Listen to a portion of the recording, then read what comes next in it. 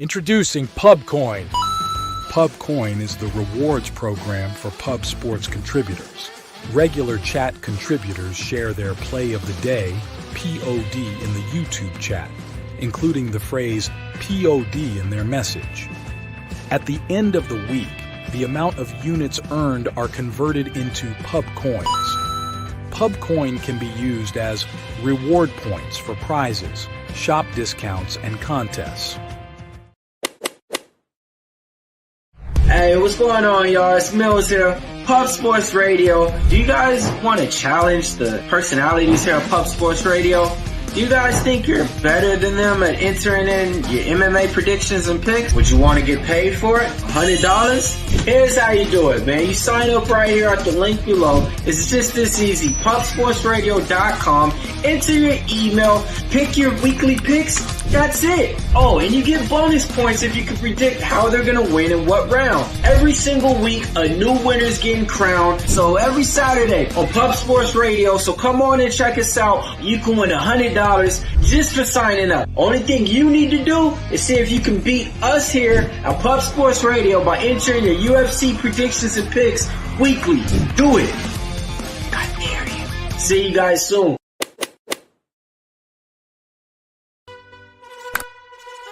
Your membership to Gold, you will be automatically entered in every horse race, every Wednesday and Friday. It is time to race horses. We are racing camels today. Shout out to the Gold members. We're racing in San Antonio immediately here. And we're off. 2 minutes, 74 canals on this racetrack. It's wide.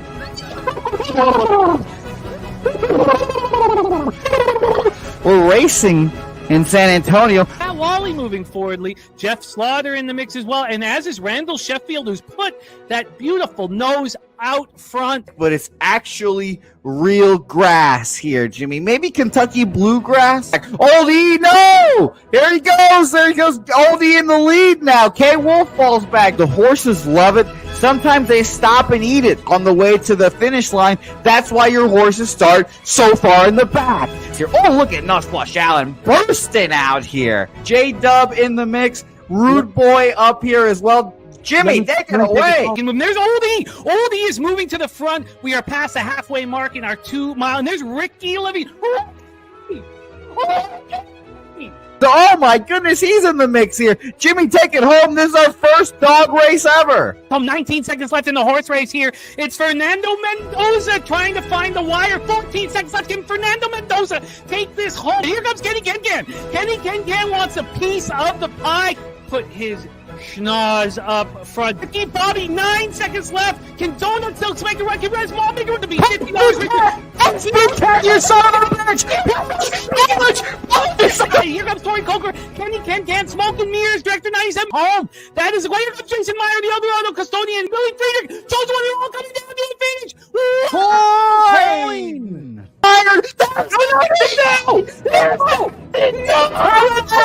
Nowhere! Oh no, Fanatical Jim.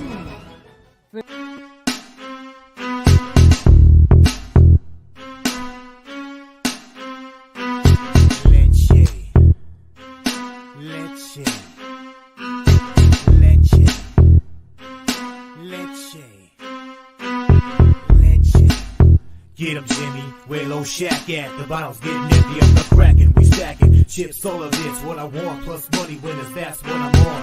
You can say I'm gone, I prefer elevated Pub Sports Radio. Time to get educated, who get produced, play the juice, letting loose with so much abuse that the bookies wanna call it truth. They get slaughtered, can't forget Jeff and Low Baggers in the chat. That's a little weapon, cause we need, oh yeah, pubbing. We be pubbing!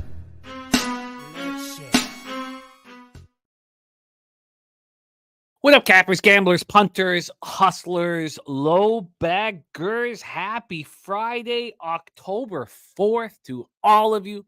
Thank you for watching Betting with the Bag right here on Pub Sports Radio. 6 leagues we rock today. 6 leagues. We welcome back NHL. I move on the first game of the year. Pops puck drop in 2 hours, hour and 58 minutes. Roll into CFL, 3 games. Got 4 bets, moving on each game. Then we roll into college football with Wine Time Sports. God, he's been so good. 18-12 on our show, hitting at 60%, plus 4.65 units ROI, plus 15.5%.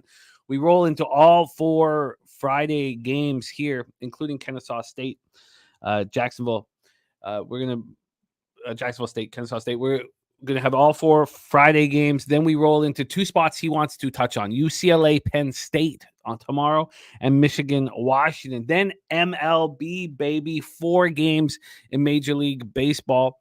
And Sharpie joining us for those breakdowns. My guy, Jose Bouquet, under the weather. He's sick. He's fighting the good fight, producing the show, but he's not feeling well today. So Sharpie going to be joining us.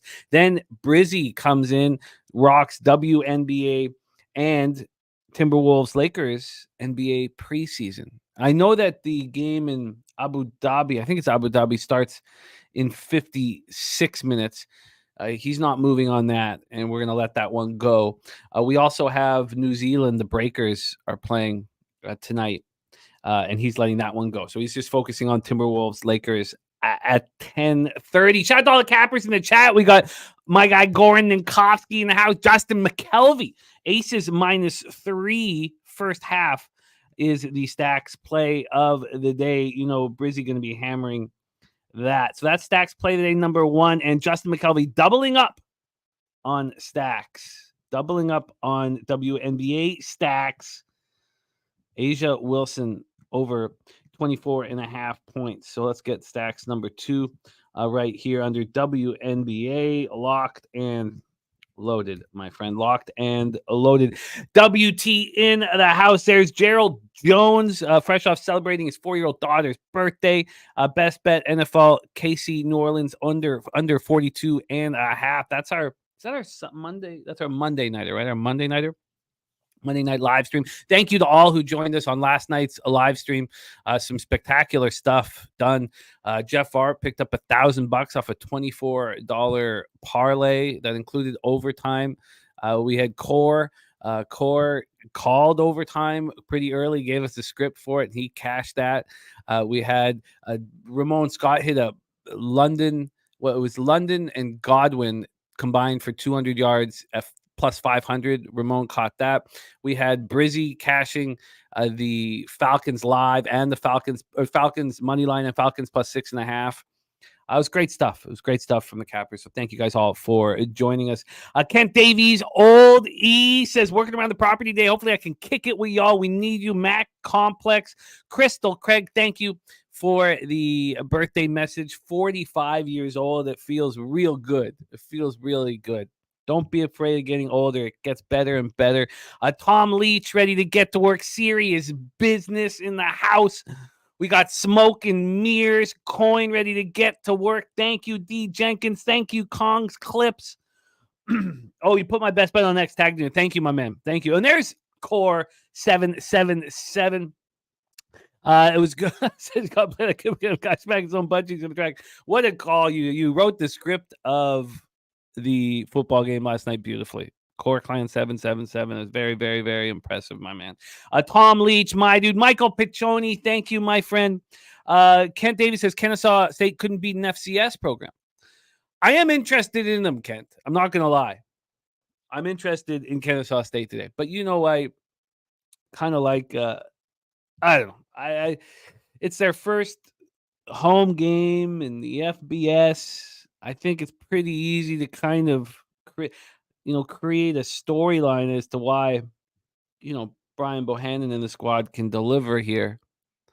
I haven't moved on it, but we will be talking about it. They're saturated, ready to get to work. NJ Striker, Justin McKelvey, thank you for the kind words. Slatsy, birthday pick for Jimmy. Jack Hughes over 3.5 shots on goal. Jack is back. That's our first thing we're going to talk about is that NHL game. So let me get that copied and pasted. NHL Global Series at O2 Arena in Prague, Czechia. It's going to be fun. It's a good game. Financially Free and Focus says, don't miss the Aces today. I might be a little late. I fear I'm a little late on the spot, but I'm interested with you guys. Steven Fernbach says that home run last night was such an all-time sports moment. What a homer. Williams had thrown like 155 change-ups, hadn't given a home run on one all year. Just nutty. It was, I don't know why he even came close to the strike zone on it, man. 3-1 against Alonso. It's a 1-3 count. You got you got runners on 3-1 on Alonso. You have runners on first and third. Sorry, very lack of sleep after all these games to cap after football last night. Why you give him anything? Load the bases. Get a double play on every base. I couldn't understand it, but it is what it is, and it hurt because I was looking strong. Hello, Papa. Happy birthday. Thank you, my friend. How are you feeling? I feel horrible. But I did time travel last night, and that was fun. Okay. That was really fun. Yeah, I woke up at like 4 a.m. and I was like, oh, God, did my bets hit? And I woke up to shock and awe. And that was very interesting. It's more shocking. Terry Francona's a Cincinnati Red? What I couldn't believe it. I was so jealous. Just insanely jealous. Yeah, he's one of the best managers, if not the best. Signs a 3-year contract, too. Yeah, it's great. I thought he was left for health reasons. I'm so jealous. I could not believe it. That was as shocking as the Mets victory. I'm not going to lie. But happy birthday to you, Father. I'm still sweating up a storm. I've not eaten anything in 24 hours. Ooh, okay. But we're winning cappers. That's all that matters, goddamn it. That's all that fucking matters. That is all that matters. So are you going to you have to be backstage then sweating? Yeah, my pussy's disgusting right now. It's not even like the good disgusting, like, drooping out. Sometimes it's a bad time, but maybe Thomas Jefferson will make an appearance at some point. Oh, that would be nice because that last Thomas Jefferson monologue, 4 score, was very, very, very. Who would have thought? Abraham Lincoln, good speechwriter. Yeah, that was a very nice monologue you delivered. Thank you, guys. Kelly McInnes, Oz B, Smoke and Mirrors, WT says Feliz Cumpleaños. Thank you, my man. Sancho says NHL is so back. Joseph Thompson 5-0 last night on NFL, 0-3 in MLB, and shout out to Ron Crawford for the teaser, easy cash. You know that it's funny how it works. The most important is that you were 5-3 overall. So great job, Joseph Thompson. Super true story. Thank you for the kind words. Saturated BT Irish King Tom Leach says, gonna take it easy in NHL early in the season. Still learning about NHL. Will be my first year capping it. Oh, it's great. I love it. I love rocking with you. That'll be a lot of fun. Thank you, Wager Detective. The $20 dono to bless our action. Thank you, man. Brian Pacone, Matt Complex says, let's get this money on your birthday. We got Pipe Layer 6 in the house. We got Nice ready to get to work. Says, sending you love and blessings today. Wish you more. And thank you for all you do. Very, very kind words. Thank you. Kenwood, thank you. Philly Eagle Flyer on the Sabres money line. Let's get this all copied and pasted here for our first game of the NHL season. Got another one tomorrow. And I did move the future on the Oilers, which is the only one I've made at this point. Financially free and focused on UNLV Syracuse over 60. BT in the house. Got to hang out with BT in San Antonio. Better 2 years ago than when I saw him this past year. I was a little too intoxicated. This past time when I saw him. Let's get this copied and pasted. We got Wine Time joining us here for college football. And we have over 60 for financially free and focused. Bobano gave us the over yesterday as well. We're going to talk about that game again and get Wine Time's take on it. 1-1 in college football last night. A little bit worse than that because I lost a live bet on UTEP at plus 16.5, which I thought I was actually going to cash late at night until the 15-yard chop block. They were just sucked. But we move on. Catch the under, which shocked me. I looked like that under was not going to come through for us in Texas State, Troy, but it did. 0 points in the fourth quarter. Very, very good. Very good. DC Capper just got done working a double shift, made it home for the show. I love it. Just made a Long Island iced tea. I love it, DC Capper. Big Fat Jack said, it's going to be a great day. I love that. There's Ricky Levine in the house. Great to see you. It says, can I get a birthday pick, man? Yeah, let's do it. Rem Mo says, bring out the golden oldies to celebrate this moment. Yes, 45. Blank says, no quarterback should ever have 500-plus yards. That was sad from the Buccaneers, and Baker Mayfield played nearly perfect. It was horrific here. Slatsy said, I had beers back in the day with Terry Francona and Moises Alou when they played with the Expos. Francona couldn't have been a nicer dude. I believe it, man. I'm so jealous of the Reds for getting him to manage. They're a bet on squad with Terry back there. Nate Dog 420, thank you, my man.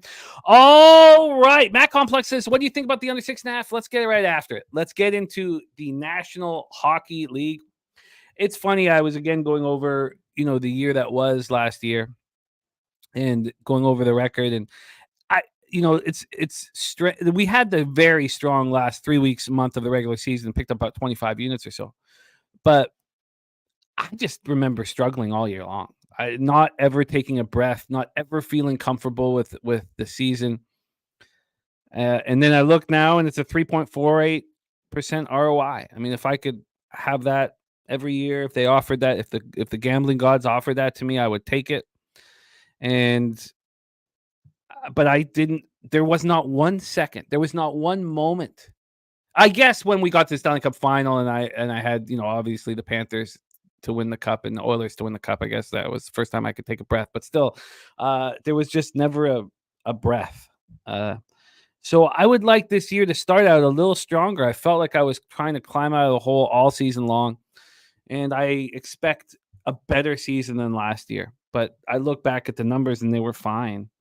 So let's get to work here. We got a beauty on our hands. The NHL Global Series, New Jersey Devils at Buffalo Sabres, O2 Arena in Prague, Czechia. Let's get into the line history. I have moved on this hockey game.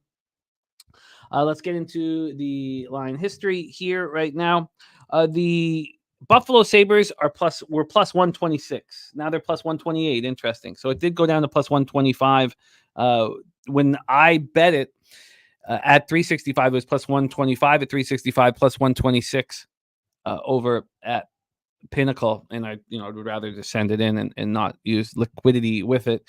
So I moved on the Buffalo Sabres, and I will explain why. And I'll also explain from the gambling plan or the kind of just the plan here from a gambling perspective, not even X's and O's here. We have this under 6.5 and minus 110. It's now under 6.5 and minus 111.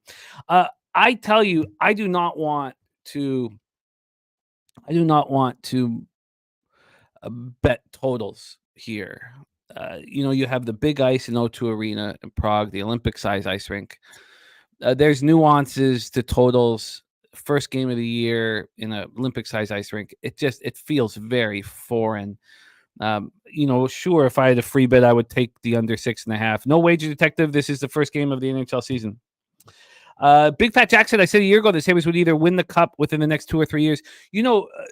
Big Fat Jack, the moves that they've made now and looking at their roster, it still feels like they're a year away, unfortunately. Now, we're going to go into their roster, and we'll go into the New Jersey Devils roster.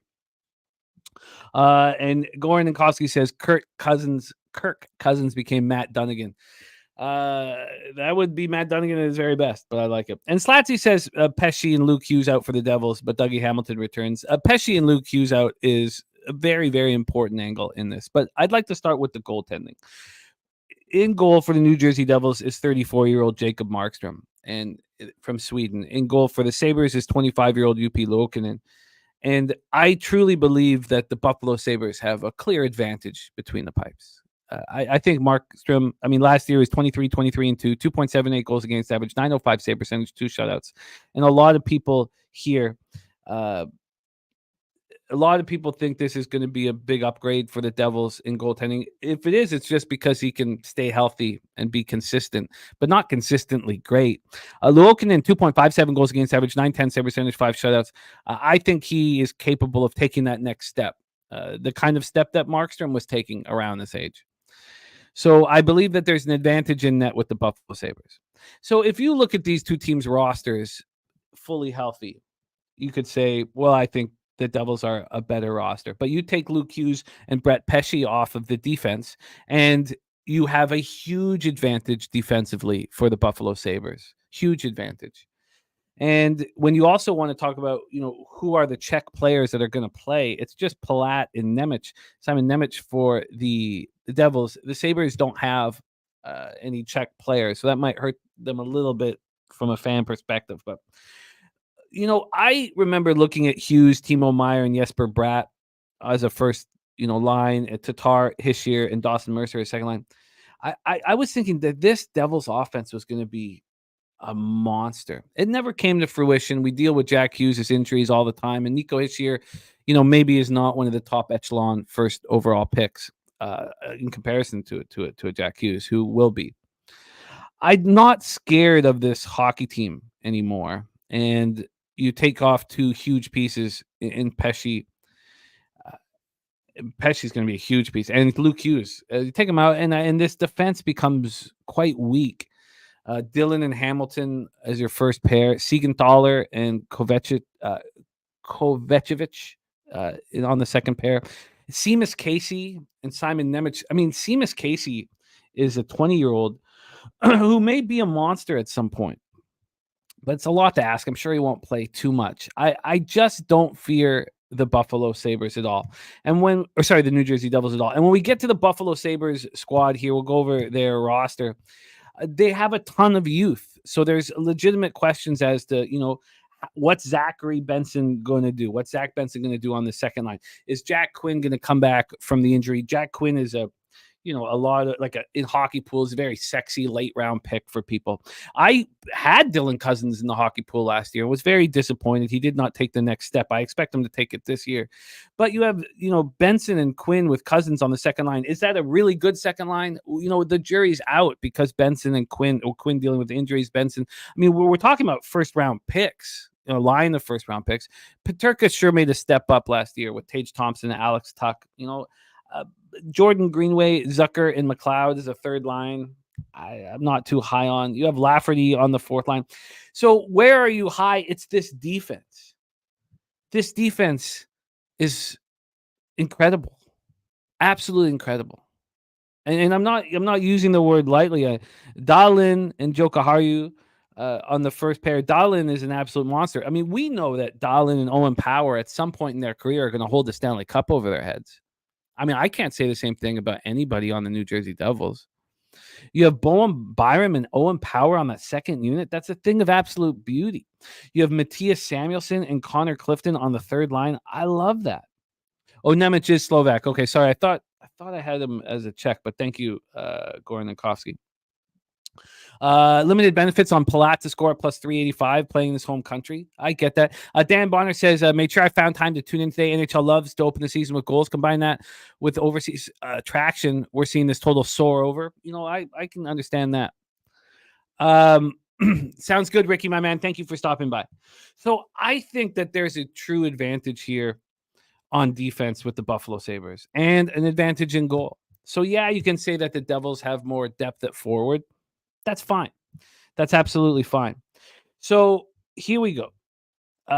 We have one game here. I'm on the Buffalo Sabres at plus 125. I think this is a nice gambling situation because the Buffalo Sabres are going to be dogs again tomorrow. If they lose today, we bet them again tomorrow. I do not think the Sabres are going to come back 0-2. And if they cash today, we don't have to bet tomorrow. We start out the year 1-0 plus 1.25 units, add to our bankroll, and move forward. I think it's a perfect gambling situation because we just bet them again tomorrow if we lose today. I don't think they're leaving 0-2. So there we go. There we go. Devils, Sabres. Morgan Spooner says, what up, Jimmy? Introducing a friend to the show. What time do you have the end of hockey coverage in for? Well, you might want to stay away for about 25 more minutes, Morgan Spooner and your friend, and I apologize. But we are moving on to Canadian football. There are 6 leagues we're breaking down today, Morgan, and I apologize if your friend is not interested in pucks, but it is the opening of the regular season, and you know what we do here on the show. We cap them all. Let's move on to the Canadian Football League here. My dude says, what do you think about the Utah Hockey Club making the playoffs? I'm going to spend a little more time on futures this weekend, but I think I think that they are going to make the playoffs. I think when it comes down to it, I think they just have too much skill, and Gunther and some of these young stars are ready to take that next step. But I do need to study it a little bit more. But first thought, I would take them. All right, let's move on to the Canadian Football League here. Get into the line history. I've got moves on every single game. We start with Winnipeg Blue Bombers at Hamilton Tiger Cats. We're at Tim Hortons Field in Hamilton, Ontario. 64 Fahrenheit, partly cloudy, 5 miles per hour. These Bombers, these Ticats, the two hottest teams in the CFL clashing here. And I destroyed the line move, which doesn't necessarily mean you are going to cash. The other line move in the next game went against me. So, it is what it is. I got the plus 4.5 at regular VIG for the Ticats. Now, the Ticats have been making a lot of people cash, and I've been sitting on the fence watching them. I haven't been betting against them, but maybe I'm late to the party, early to the funeral, but I could not leave that 4.5 alone. It's now a 3.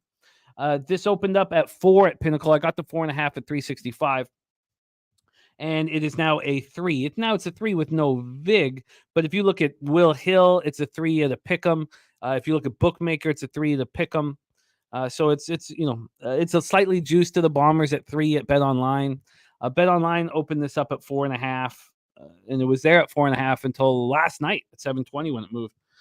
So I've got the 4.5 here on the Hamilton Tiger Cats. Latsy on the same thing with the Hamilton Tiger Cats. Gornikowski on Bombers and Rough Riders money line. So Tiger Cats are on a 4-game winning streak. And for those of you that don't cap CFL, we'll be through this in about 7 or 8 minutes with these 3 games. The Tiger Cats are on a 4-game winning streak. They've covered over their last 5 games, 5-0. They've been very, very good. The Bombers are 6-1 against the spread over their last 7. I've been on a lot of them. But I went against them in that first game of the home and home with the Elks, which was a mistake. And then I in my head, I backed them by taking the Elks team total under, which I lost on a Hail Mary with 0 seconds left. The Elks had scored 6 points in the first half, and I'm still angry about that. But the Bombers come in off their 6th straight win. So the lone game that the Bombers didn't cover was that 26-23 game in Winnipeg. Hamilton lost on a last-second touchdown by the Bombers. We were on the under in that game, and it should have cashed. I mean, it was just ludicrous that it didn't cash. It was I feel like a lot of these spots where it's just absolutely insane, just bad, unlucky loss like the Elks team total under have hurt this record. I really feel like I should be up 6 or 7 units on the season, but it is what it is, and you have to deal with these bounces. Bombers coming off their 6th straight win. They destroyed the Elks 55-27, 34-6 at the half. Zach Collaros was spectacular, 21-26 for 432 yards and 6 touchdown passes.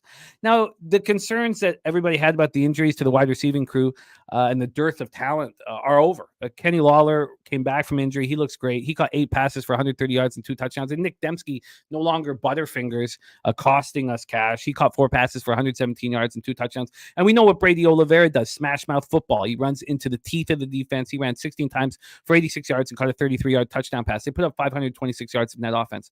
Honestly, I think this is a letdown spot. They played good in Edmonton. They dominated at home. You guys know I moved on them to make the Grey Cup. Just make the Grey Cup at plus 250, and I max bet that at $500. I made that, about a month ago. Now they're the favorites to win the Grey Cup, which is great. But I still am comfortable with my spot here. And I will have a middle opportunity when the West Final is played in Winnipeg. And I will probably take that middle opportunity for at least half of my investment. So I think this is a letdown spot here, and the Ticats are playing their best football of the season. They come off their 4th straight win, 32-29 in overtime victory at the BC Lions. They came back from a 16-0 halftime deficit. Bo Levi Mitchell just turns back the clock, 34-40 for 315 yards, 2 touchdowns, interception. Keandre Smith caught 8 for 92 and a touchdown. Tim White caught 7 for 74. Keandre Smith and Tim White have taken the pain of the Shamar Bridges injury. He's out with a quad injury away. The Hamilton leads the CFL in passing yards, and that runs into the Bombers' best defensive attribute, defending the pass. So look, I get that. And Brandon Alexander, Evan Holm, Dietrich Nichols are very, very good defensive backs. And Winnipeg's allowed the fewest passing yards per game. Does that mean that somebody maybe wants to go on an under or something, of that? But I don't. And I know that the Bombers, they lead the league in opponent pass efficiency. They're going to be capable of slowing down Bo Levi Mitchell, but plus 4.5 for this team that's playing their best football of the season. And we remember what happened when these teams played in that 26-23 game. Bo Levi Mitchell got completely stunted. 14 of 28 passes for 220 yards. Claros was just 18 of 36 for 177 yards, and Claros threw 3 interceptions. By the way, Greg Bell is doubtful with a rib injury, so James Butler will return to the lineup. And he's got a lot to prove. I think Butler has a good game here. So financially free and focus is hammer the over 50. You guys can take that to the bank. But I am on the plus 4.5 with the Ticats. That's now at 3. Financially free and focused tees, Hamilton the plus 10 and the over 44. And I feel great about it. Market moving in my favor. That didn't work for the Elks that first spot against Winnipeg. The Elks went from plus 3.5 to a pick 'em and still lost 27-14. So it doesn't necessarily mean we're going to get that cash, but I love it. Ticats plus 4.5. I tweeted it out days ago. I also tweeted out our next spot: Calgary Stampeders at BC Lions. We're at BC Place in Vancouver, BC. Stampeders 4-9-1, 0-6 on the road. Lions 7-8, 4-3 at home. And this line's gone against me.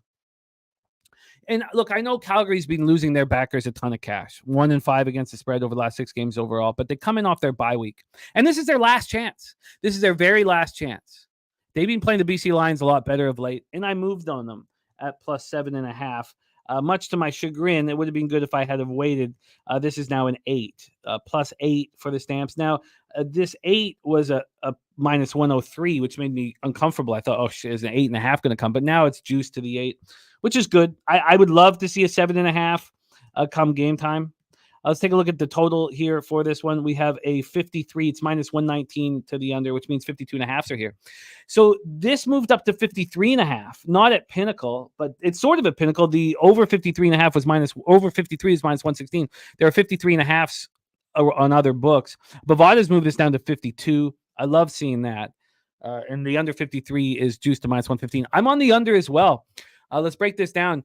Calgary coming in off their bye week. Look, Dickinson's job's on the line, and maybe he's just, entrenched as this in his role with the Stamps, but he shouldn't be after the debacle of this season. They were last seen in a 37-29 home loss to the Rough Riders in Week 16. Rocky Armstead destroyed them on the ground. He ran for 207 yards in his first game since being jettisoned by the Red Blacks, and the Stamps allow a league worst 125.9 rushing yards a game. I think that plays into the under. I think that plays into the under. I love hearing that, Crystal Craig. Let's go get that cash. I really do think it plays into the under. The William Stanback will get plenty of opportunities against this, soft rush defense. And again, when you're playing Nathan Rourke, now I know he only has 4 touchdowns, 7 interceptions so far this year, but you don't want him airing it out all over the field. You want him pensive and uncomfortable and handing the ball off. And this defense that looked so bad against the Rough Riders, they had a very strong game the week before against the Alouettes. They held the Alouettes to just 19 points per game. Now, they do allow 29.9 points per game on the season. Jake Mayer is a check down machine. He's able to get first downs without big plays. I think that plays into the under. Jake Mayer finished 25-31 for 197 yards, 2 touchdowns, 1 interception. Dedrick Mills ran 10 times for 74 yards and a touchdown. He needs to step up. This is a conservative offense here, The Lions coming off their second straight loss, 32-29 in overtime at home versus the Ticats. And look, they're just not that good. Their wide receiving group is quite a bit worse than it was last year. Nathan Rourke's just 2-4 since he came back to the club. Look, that game in Victoria outdoors against the Red Blacks team that can't travel, that's terrible on the road, and was obviously dealing with all these problems with Rocky Armstead, at the time. That was an outlier performance that we don't need to put too much into. There's something wrong with the Lions. Are they going to get right here against the Stampeders that are coming off a bye week? Possibly. That's possible. But I'm going to trust Dickinson getting these guys ready out of the bye week, and they have to win here or their season's over. They have to win here or their season's over. They have to beat the BC Lions or they're done. And the Lions don't have the same, need for victory. They do need to get right. So Slatsy is on Stamps team total over 21.5. And Stanback over 73.5 rush yards. I like both of those looks. Nate Dogg's on the over 53 in Calgary game, so we're going heads up in that one. Now, I know that the Lions Ticats game went over, and I'm happy because Slatsy was on the over. But he knows that he was very fortunate. The game went to overtime. The Ticats scored 0 points in the first half, but he got there, and which is great, which is absolutely great. You got there, you got paid. I do not think that there should be a 53 unless the Argos are playing the Ticats. That's the only 2 teams that should play each other with a total that high. This should not be that high. I mean, you Rough Riders Elks game went over that with a 37-29 score, but I don't even think that should happen. So there we go. Okay, we got one more game before we get into college football with Wine Time Sports. Jose, can you holler at Wine Time? Make sure that he is ready to rock with us. So here we go. Wine Time. I'll give Wine Time. Say we are ready for you. Wine Time. We are ready for you. A 5-minute warning for college football. Then we have Sharpie for MLB. But let's roll here. Financially Free and Focus says BC hasn't been right since Vernon Adams, quarterback, got hurt. I think they weren't right since they chose Nathan Rourke to be the starting quarterback. Vernon Adams has done nothing but lead this team to, turn this, everything went wrong when, they thought when Rourke left, but everybody loves the guy, and he's handled this backup role really well. I think that's the problem. I would have already gone back to Vernon Adams. Thank you, Man Bear Pig. Thank you, Mally Mal. All right, let's roll into here. The final spot on the board, Saturday, October 5th, Saskatchewan Roughriders 7-7-1, 3-4-1 on the road at the Edmonton Elks, 5-10, 2-5 at home, Commonwealth Stadium in Edmonton, Alberta, 55 Fahrenheit, starting to get a little cooler up north, clear 4 miles per hour. Slatsy's on the over in this one. Let's go over the line history because I've moved on this game, and I've moved on this game with confidence. I'm sure this breakdown is going to make people think that I'm walking into a losing bet. And that, I don't know if the breakdown will do that, but just hearing my action might do that. The Elks opened up at +2 at -105. They're at +2 at -108. I got the +2.5 at -115. If we go over to Bet Online, this +2.5 is -115, and that's where it opened. It opened 5 days ago and hasn't moved. And I'm asking you, who in their right mind, other than me, is betting the Edmonton Elks here? And this line's not moving. Nobody wants the Elks after the debacle last week, allowing 55 points against the Bombers. But I do. I want the Elks here, and I will explain why.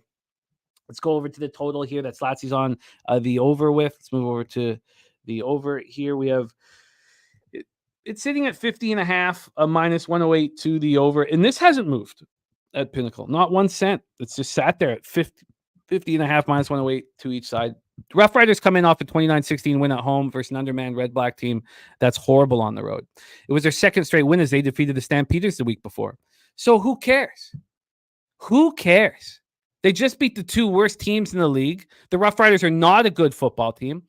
So this is great. I'm happy that they beat these two bums because now we get to fade them. And you could take them up plus money if you want, or you could play the +2.5.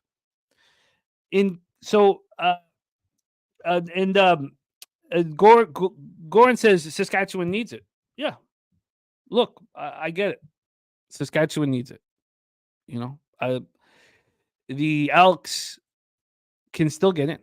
Now they have to win out while the Stamps, they have to win out while the Lions have to lose at least one game.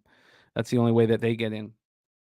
But so it's not like the Stamps don't need it. But look, everybody is going to be on the Rough Riders. Everybody. You're not going to find anybody on the Elks. No one. And you know what's happened in these situations this year when every single person is on the other side. We get that money. So let's break this down here a little more. So I don't care about these last two wins from the Rough Riders. Rocky Armstead came over from the Red Blacks. He ran for 200 yards against Stamps before he got hurt against the Red Blacks. He's out of the lineup here. So is AJ Ouellette. He's out of the lineup with a hip injury. Those are the two guys. Why did they pick up Armstead? Why did they need Armstead? Because Ouellette was hurt. I mean, what are we going to see? Frankie Hickson coming back? The diminutive Frankie Hickson. They're also missing Sean Bain Jr.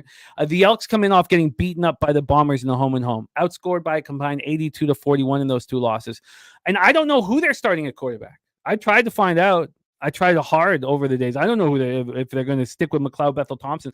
But the decision that they made out of the bye week to have Trey Ford at quarterback, you'll read articles saying, well, that was wrong. They lost 27-14. It wasn't wrong. The Bombers are just the best team in the league right now. It wasn't wrong. And you saw that it wasn't wrong because McLeod Bethel Thompson At quarterback, they lose 55-27. They were down 34-6 at halftime. They got to go back to Trey Ford. If it's McLeod Bethel-Thompson, I think you could cash that over ticket already. If it's Trey Ford, I think this game goes under. So Edmonton does hold the tiebreaker over the Lions, so that, but now the Lions will have to lose to the Stampeders here. And don't forget, the Elks are 4-4 in their division. They're 4-4 in their division. Shout out to King U in the house. Thank you, man. Says, been rocking with you guys since Costa Rica back in 2017. Means a ton to me. Thank you so much, man. It absolutely means a ton to me. King U in the house. So financially free and focused says that everybody is going to have Saskatchewan on mind. Everybody. I'm telling you, you tell me when you hear one person on the Elks. Usually when I say this, Nuke Worker comes out of the shadows and says, I'm with you on, but I don't know if Nuke is, maybe he's golfing right now. So look, Edmonton's 4-4 in their division. They score 28.1 points per game, second only to the Argos. They put up 376 yards per game. Now that slows down and becomes, more of a running style when Trey Ford's at quarterback. Justin Rankin, 7.8 yards per carry. Javon Leake, 6.3 yards per carry. They're number 1 and 2 in the league. Tevin Jones, 22.6 yards per catch. That's the highest in the league. Look, this is a spot. I was staring at this line every single day for 5 days. And when it didn't move off the number, I was like, oh, this is a smash and grab. And it moves a half point towards the Elks. And nobody in their right mind is on Edmonton. Nate Dogg on Saskatchewan. I'm telling you, you find me one person that's on the Elks, because all you're going to see is every single person on the Rough Riders. This line's moved a half point towards the Elks. I couldn't give a fuck about those 2 wins that the Rough Riders just put on against the 2 worst teams in the league right now. Elks plus 2.5 minus 115. There you go. That is CFL.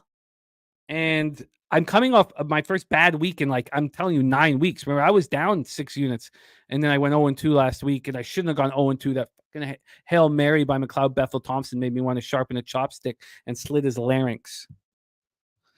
Robert Franklin saying Alex plus 2.5. I like it. JR says Khalil Shakir and Ed Oliver out on Sunday for the Bills. Does that change how you feel about them?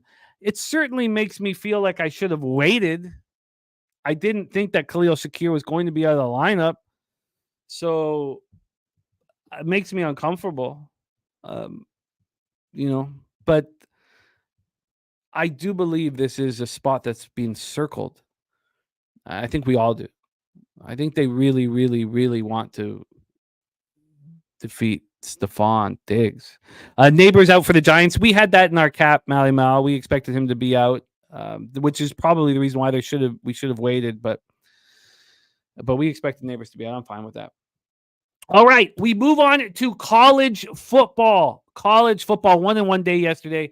Disappointing. It's been a disappointing season for me thus far, but it's very early and we're close enough to get into the black with one good week. Our friend and expert coming to us from Los Angeles, California, Wine Time Sports is rolling.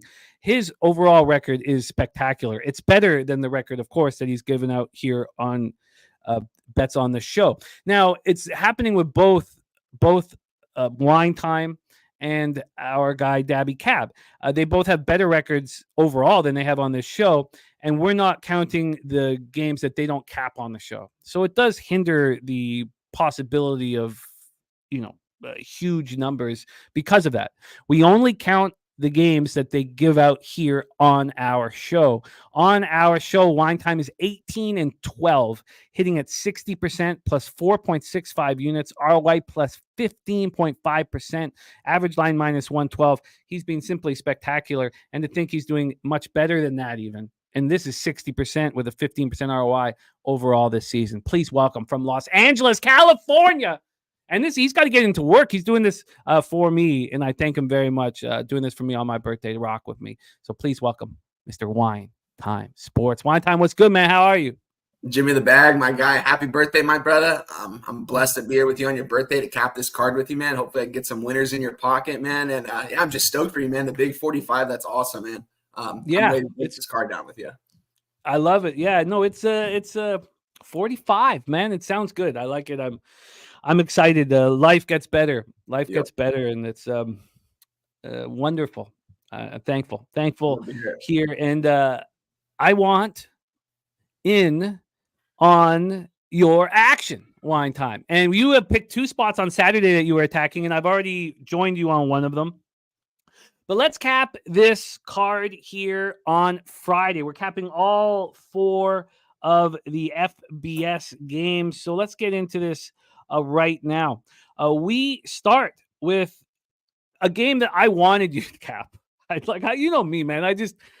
Some of these smaller schools, I truly believe that we can get better angles with them. And Jacksonville State Gamecocks and the Kennesaw State Owls, both opening up their Conference USA schedule here. And I am excited about this one. Let's get into the line history and the cash flow. We're going to break down these 4 games today, and then we have 2 best bets from our guy, Wine Time Sports. We'll start with the line history here for this one. We're going to use a Pinnacle Lines. So let's get over here 1 second.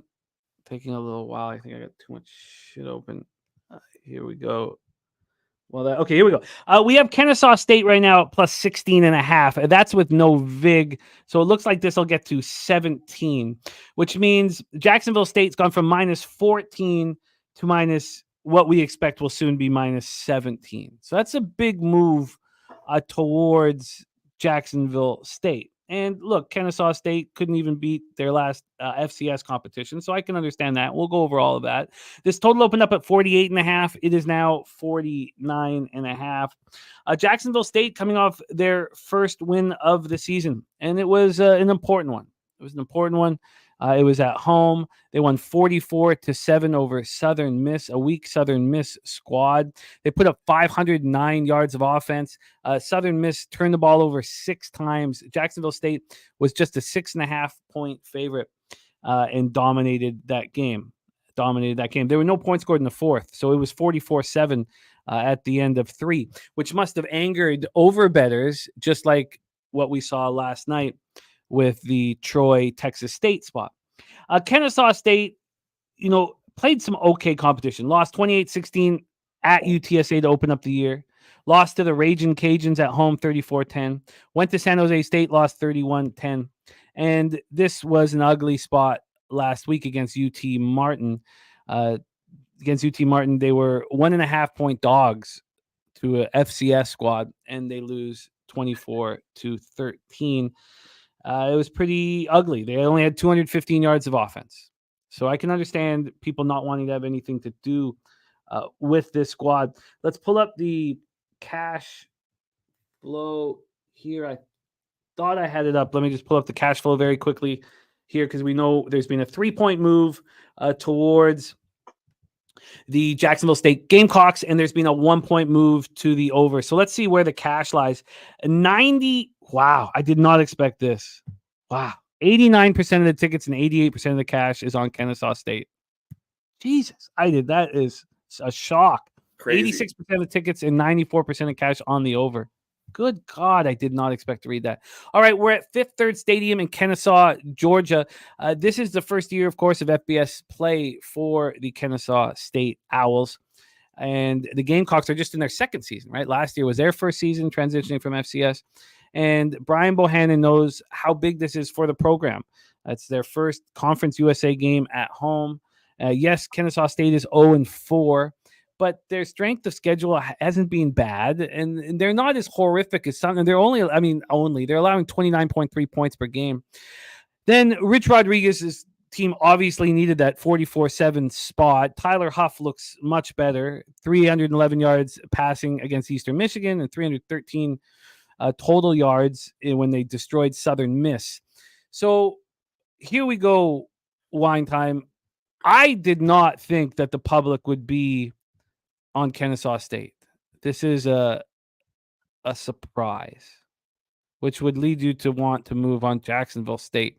But I kind of like the dog here just because. Can we expect 6 turnovers? I mean, obviously there were some lucky bounces in that huge 44-7 win. When I see a team getting 6 turnovers and winning 44-7, I want to fade them the next week. So maybe if there's so many people on Kennesaw State and this line keeps moving towards Jacksonville State, I should just stay off. Take it away, wine time. Gamecocks, Owls in Kennesaw, Georgia. Yeah, shout out to anyone that got the best number on Jacksonville State in this game when it opened up. We're seeing a couple movement towards them now at a minus 16.5. Jim, you already mentioned it's probably going to get to a 17, maybe even a 17.5 before game time. Jacksonville State coming off their first win, coming to this game 1-3. It's crazy to see them as a minus 16.5 and to see all the public on Kennesaw State in this spot has me shocked. I'm not sure what the ticket count in this right now is. 9,000 bets. I mean, for a school like that, I'm actually kind of surprised we have that many bets. It is one of the 4 games we have today, but I could only lean Jacksonville State in this game. I think this might be a smash spot. I wouldn't take it at this number now. I think the line's already gotten away.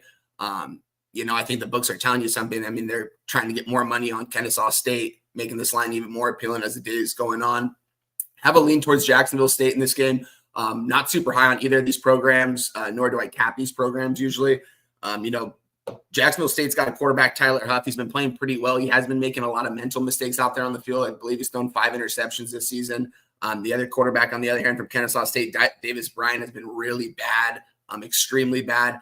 It's just if Kennesaw State can score some points here, I guess. Looking at the under, too, it's at a 49 right now. I think it opened up. Did it open up at a 48.5, Jim? I'm at Pinnacle, but, I think it opened up at 48.5. It's now at 49.5. But why don't we just quickly, if you're looking at that, see what BetOnline did with this. They opened it up at 49 and earlier. So then it dropped to 48.5, which is when, so it opened straight. It didn't drop to 48.5 until this morning at 9:15. And then it's back up at 49, juice to the over now. So there's only been 5 cents of movement to the over at BetOnline. Yeah, I think I have a lean towards the under in this spot too. Nothing official for me in this one, but I definitely don't think there's going to be 50 points scored in this game unless Jacksonville State can somehow get off for 40 right here. I don't see Kennesaw State getting more than 10 points here. It is a home game for them, a big conference game, but it's too tough between both these teams. Both these teams are pretty bad, and I think the lines are telling us, or the books are telling us, that Jacksonville State's in a line for a smash spot here, seeing that the lines move this much, even though no one's betting them. So lean towards Jacksonville State, and I'll lean towards the under, but nothing official. And Noli knows moving on the under as well. Noli on the under. We're hoping, we don't know if Noli can rock with us, but we did send him the invite for MLB as Jose is sick. So Noli, let me know if you're going to be able to rock with us, because we'd sure love it. Now, I know you might be busy as well. Noli is on the under here in this one. Let's roll on, and so dope to hear that Justin is going to be at Cowboys Steelers. What a football game that is going to be. Ooh, that's going to be fun. All right, let's move on to the next game on tonight's card. 7:30 p.m. Eastern, with the Houston Cougars 1-4, 0-2 in the Big 12 at the TCU Horned Frogs 3-2, 1-1 in the Big 12. We're at Fort Worth, Texas for this one. And, we watched Dabby Cab crush these Josh Hoover props. Every week. Yeah, 14 touchdowns, 4 interceptions. He's thrown for 1,774 yards, and he just keeps eating. He's on it again here today. Let's get into the X's and O's and line history and all of that here for this one. We'll start with just the rest situation and what has happened. I mean, this Willie Fritz Cougars team has been shut out in back-to-back games. It's horrific. He's such an old school guy that, it's just his way or the highway. Like, he's just not going to. Now there's a quarterback competition. He's playing both guys. It's crazy. So they've been outscored 54-0 in their last 2 games. They had that really strong performance at Oklahoma. They lost 16-12. We'll go over the numbers in that one, but it's been pretty uncomfortable for Cougars fans in Fritz's first year here. And then TCU had that much needed win at Kansas, 38-27 last out. They had just allowed 66 points to SMU before. They took care of Kansas. Kansas was 1.5 point favorite, and TCU looked very good. And Hoover, again, makes mistakes with 2 interceptions, but was 28 for 37 for 356 yards, 3 touchdowns, and 2 interceptions. They've been, in this series, they've dominated the Cougars. They've won 9 straight in this series, dating back to 1992. They beat up on TCU last year, 36-13. And it was a big rebound game. They had a huge rebound game against the Sooners that they needed badly. And they're looking to go 4-2. They'll be 4-2, and Sonny Dykes can be comfortable with where the team is going. Because they were outscored 81-7 here.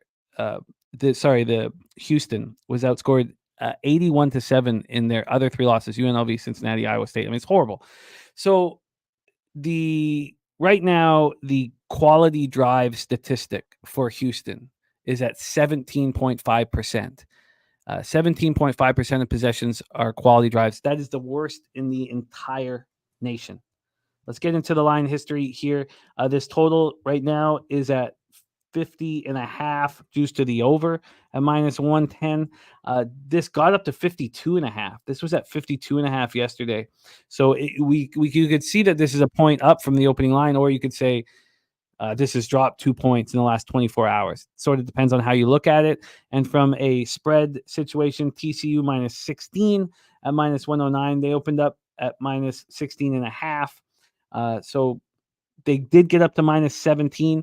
They were at -17 this morning. So an hour ago, there was a full point move towards Houston in this one.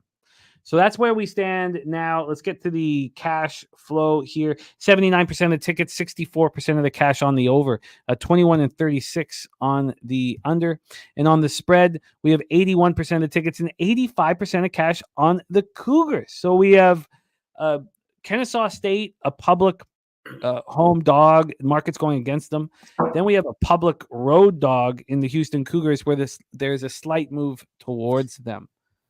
This is all very, very surprising. Take it away for us here. Does Willie Fritz's Houston Cougars have a chance? Man, this is a tough spot. Willie Fritz in a tough spot so far to start the year, especially offensively. They returned their quarterback, Donovan Smith, the guy I was super high on going into this season. I don't know why. Just when I look at him, I look at an NFL quarterback, but when he plays the game, doesn't play like a college quarterback at all. I mean, the guy hasn't been good at all this year. They haven't been able to score points. They haven't been able to run the ball. They haven't been able to get anybody open.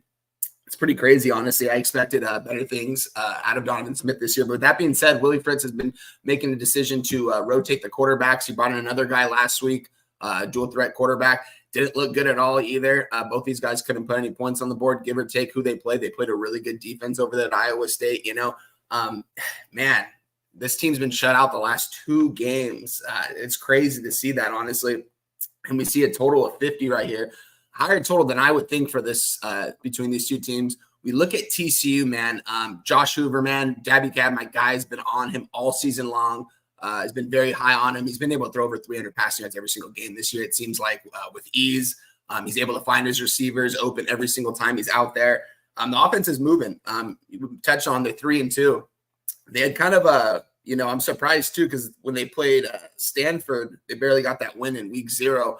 I didn't expect anything out of this TCU team, but, they go into Kansas, a hostile environment. They get a big W. It wasn't even a close win. They really pulled away in that 4th quarter. They had a tough loss to SMU, but we all know SMU is a pretty up-and-coming team right now. Look at Houston. Man, they were in that game against Oklahoma. If you look back at that tape, man, they were dominating the line of scrimmage the entire game against Oklahoma, a game that they very much could have won. We don't know how good this Oklahoma team is by any means. They won off a pick 6 last Saturday with a couple minutes remaining. You don't really see that a lot.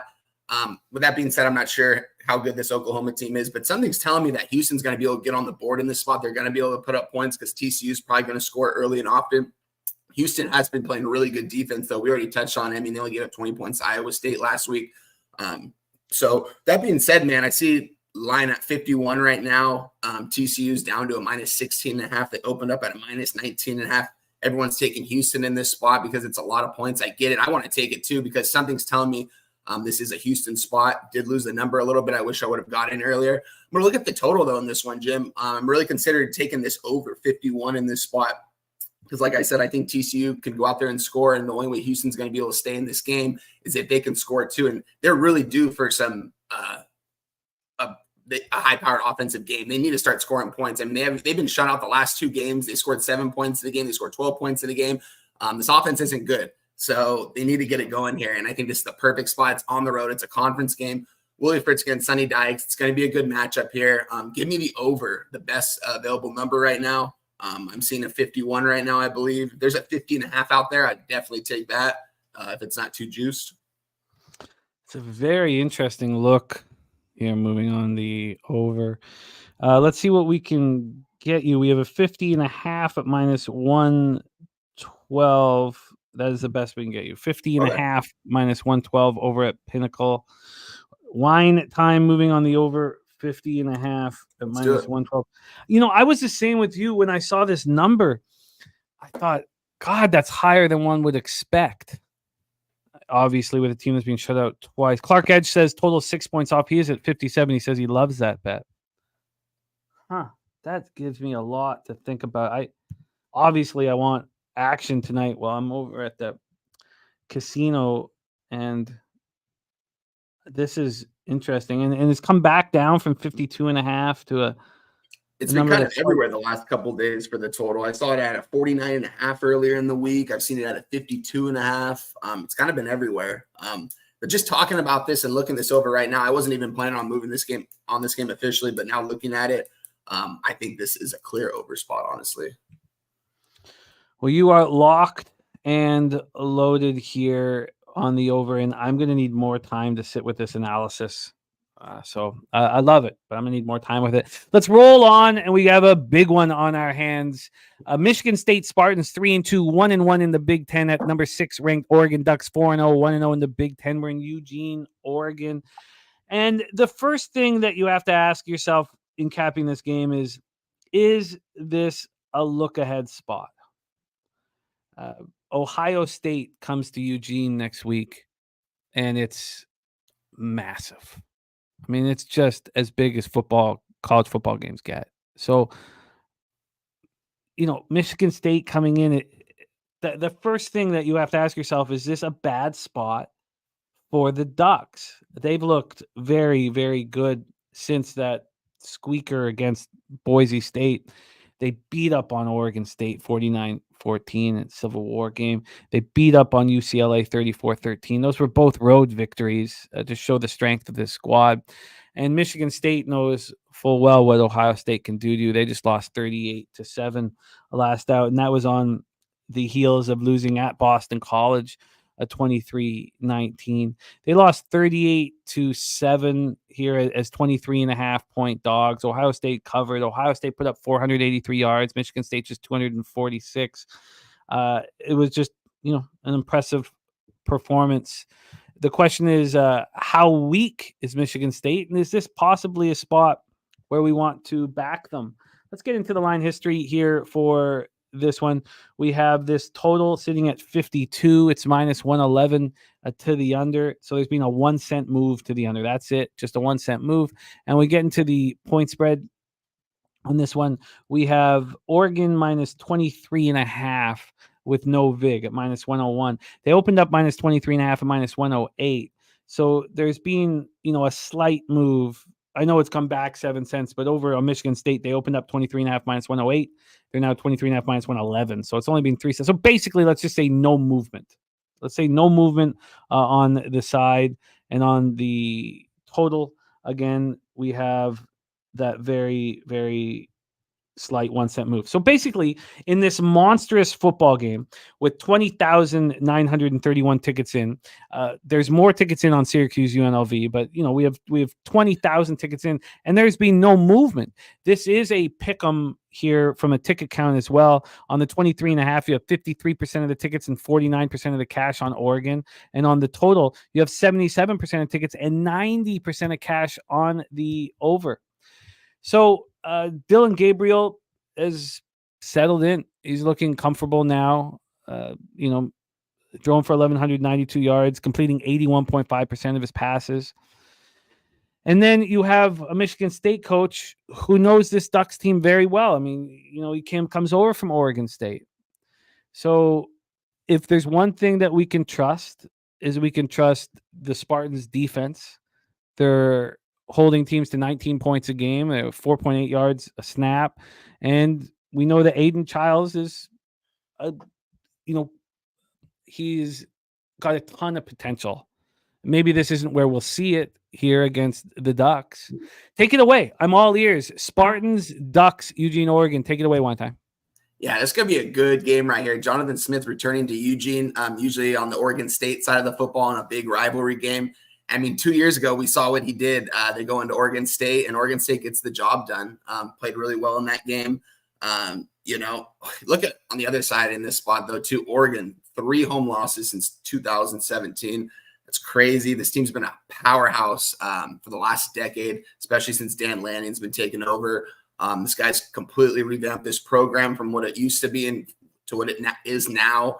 They had a slow start to this season to Idaho State, Boise State. They played Oregon State really well. They played UCLA really well. There was a couple times in that game where Oregon couldn't score in that UCLA game, what kind of worried me a little bit because, they had these big drives in the beginning of the game, big time plays and stuff. In that second and third quarter, they only scored 6 points, which did worry me a little bit, but they were up by a lot. They were kind of just cruising through that game. They knew UCLA wasn't going to be able to get too many points off that really good defense that Oregon has right now, playing really well over there. Michigan State on the other side, they brought in Jonathan Smith. I was a big fan of this guy at Oregon State. Loved what he did over there for the program. Loved that he got an opportunity over here at Michigan State to kind of revamp their program again because it's kind of been in the dumps the last couple of years. They're coming into this game 3-2. Oregon's coming into this game 4-0. This is a big conference matchup. Jonathan Smith, no one knows this Oregon team better in this conference than Jonathan Smith.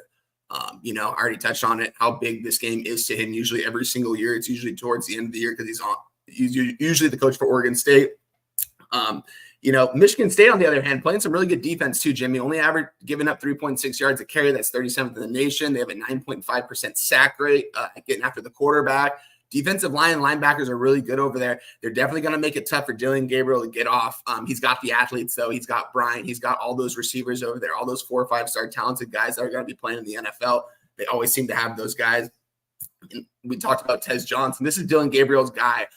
He throws to him a lot. That's the number 1 receiver. That's his boy. They hang out a lot outside of football. Watch out for that duo in this game right here. But I think Michigan State can honestly hang tight with these guys. Oregon hasn't showed me that they can beat a team by 24 plus. They were 23.5 point favorite yesterday, or last week they couldn't cover against UCLA. This is a better team in Michigan State, a better defense. Only problem is, Jimmy, we touched about Aiden Giles, man, young guy, came over with Jonathan Smith from Oregon State last year. He was the backup to DJU, played in almost every single game in limited snaps, only about a couple snaps a game, but this is Jonathan Smith's guy. He's got a cannon for an arm when he can get off, man. He's got all the tools to be really good. That being said, he's still really young. His accuracy isn't all there.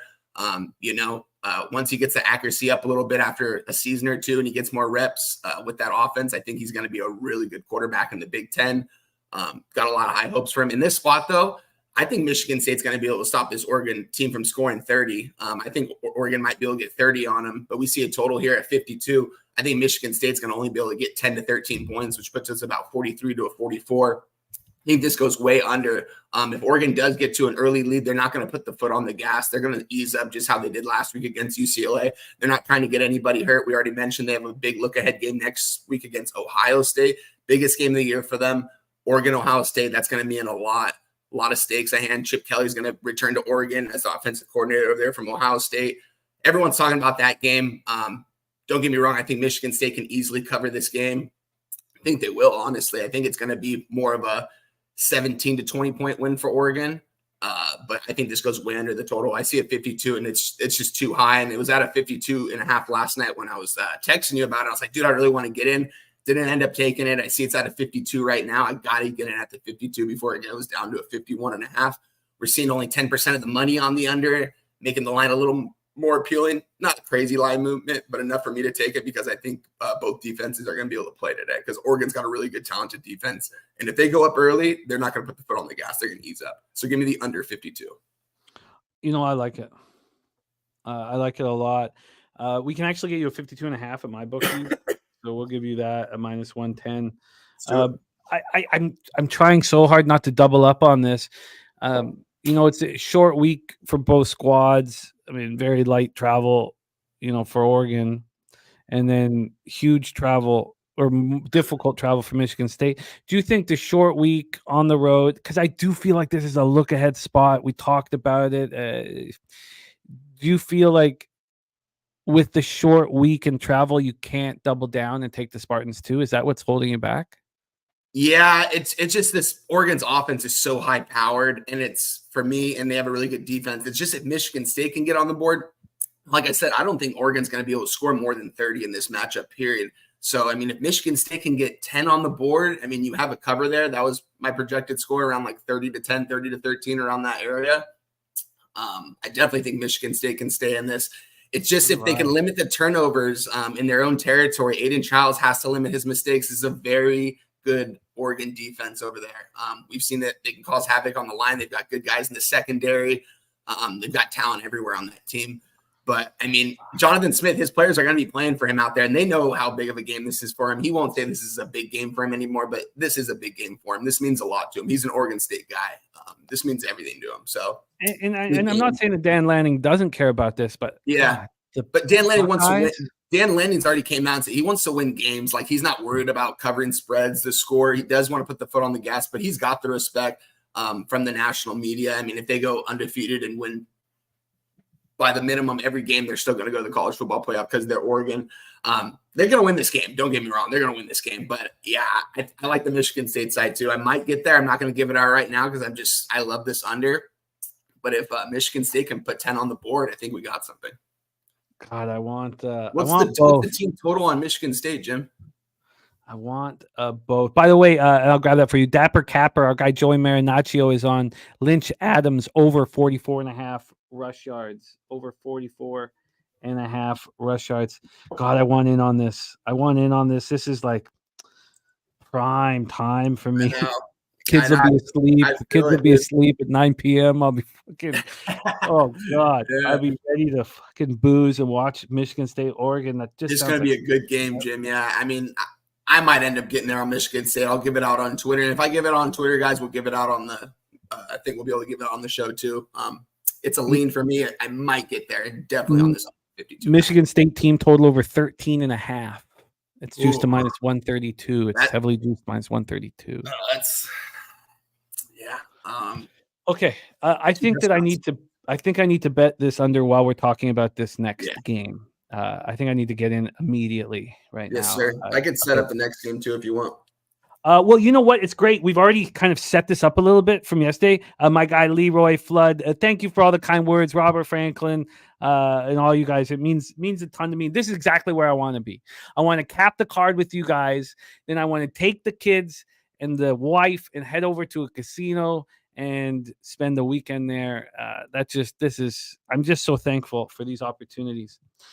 So let's roll. Syracuse, Orange, UNLV Rebels, Allegiant Stadium in Nevada. Now, we talked about this spot yesterday. Bobano paid for the over 57. It cost him minus 128. Financially free and focused, is not concerned. He's taking the 60, over 60 in this spot. For me, I don't see how this isn't a letdown spot for UNLV. I mean, you talk about the character of a coach and the character of a squad. Well, they showed it. They backed Haj Malik Williams. They showed it. We all cashed on them. It was great. It was great. And now Kyle McCord comes to Vegas. Kyle McCord is the best quarterback that they've seen. He is the first quarterback ever for Syracuse to throw 300 yards in 4 straight games. So we've already set this up, but we haven't heard Wine Time's plan. Interestingly enough, this total has dropped. I mean, Bobano paid for the 57 yesterday. So yesterday during our show, it had moved to 58. It moved to 58 on Tuesday. This got up to 60. This was 60 on Sunday. So it gets up to 58. Bobano pays for the 57. This morning, this total is dropping like a rock. We had at midnight, the under 58 was minus 116. And now it's at 56 at minus 107. So a huge drop on the total. Fascinating looking at these games the second time during the week. I think it's very helpful for us capping wise because you can kind of marinate with the spot. And then we have UNLV now at minus 6. They were 6.5 yesterday. They moved to 6 30 minutes ago. So a move back to Syracuse. We heard our guy Billy Brisbane confident with Syracuse. 69% of tickets and 84% of cash are on the over, and this thing is dropping. And then on the spread, 60% tickets, 63% cash on Syracuse Orange. This is a wild one, man. Take it away. I'm going to get my action in. Yeah. Thank you, Nutflush, my man. And thank you to all you guys. Thank you, Billy. Thank you, Beer Nuts. I want to get my action on that under here, and I may move also on the side or may wait for after the show. And Kong says this is 55 at FanDuel. This is dropping so fast. My guy, the chillest in the house. Great to see you, my guy, Fat Cat Ninja. Take it away here for us, Syracuse UNLV. Yeah, I saw this. It was at a 56.5 this morning originally. I wanted to move on this under, Jim. Something tells me that points are going to come kind of at a low rate in this one. UNLV coming off a big win against Fresno State. Fresno State is no schmuck. That's a good program over there in the Mountain West. Mikey Keene's been a very proven quarterback over there. This UNLV defense made him look like not a good quarterback over there. This UNLV defense, the real deal. They lost Matthew Sluka. All the drama was towards them last week. They bring in Malik Williams. My bad. Malik Williams, who's a perfect fit for this UNLV offense. I believe when we talked about UNLV in week 0 or week 1, I mentioned how this quarterback competition was still in play. I think me and you were talking about it, Jim. And, Sluka got announced the quarterback, but there was a lot of talk in fall camp that Williams was going to get the job, and it was a very much open competition. Matthew Sluka gets the job. Matthew Sluka played like a dog out there the first 3 games. Give him all the credit in the world. Made us a bunch of money. That being said, Malik Williams might be a better fit for this, man. He's got a better arm, and he might even be faster than Matthew Sluka. Look what he did on the ground last week. This kid's playing with a chip on their shoulder, just like this whole entire UNLV team, coached by Barry Odom. This guy's going to be coaching in the Power 4 next year. Just from what he's done over here at UNLV's, it's great. Dating back to last year, I faded them in week 1 against Houston. Won't ever do that again. I was on UNLV the next 2 games, was on UNLV last week with Williams starting. Syracuse, interesting right here, is 1-8 ATS as a road dog in their last 9. They are traveling all the way over to Allegiant Stadium from Syracuse. This is a long travel. I believe Syracuse has had 1 road game this year. Correct me if I'm wrong. I don't even know if they've had a road game. I think them and Michigan might be. This was their first. This crazy. We're in week 6, and we have 2 different Power 4 programs that haven't played a road game, and we're going into week 6. Just crazy. I don't know what happens with scheduling there, but But we touched on Kyle McCord, man. This kid's got every tool to be good at this level, at the next level. He's got the height. He's got the arm talent, man. He's not afraid to sling it. He's not afraid to sit in the pocket and have his offensive line protect him. They protect him really well in the first couple games. That Stanford game, wasn't as good. And last week, I believe they played Holy Cross, not a very good program. Got the job done there, but they did lose to Stanford.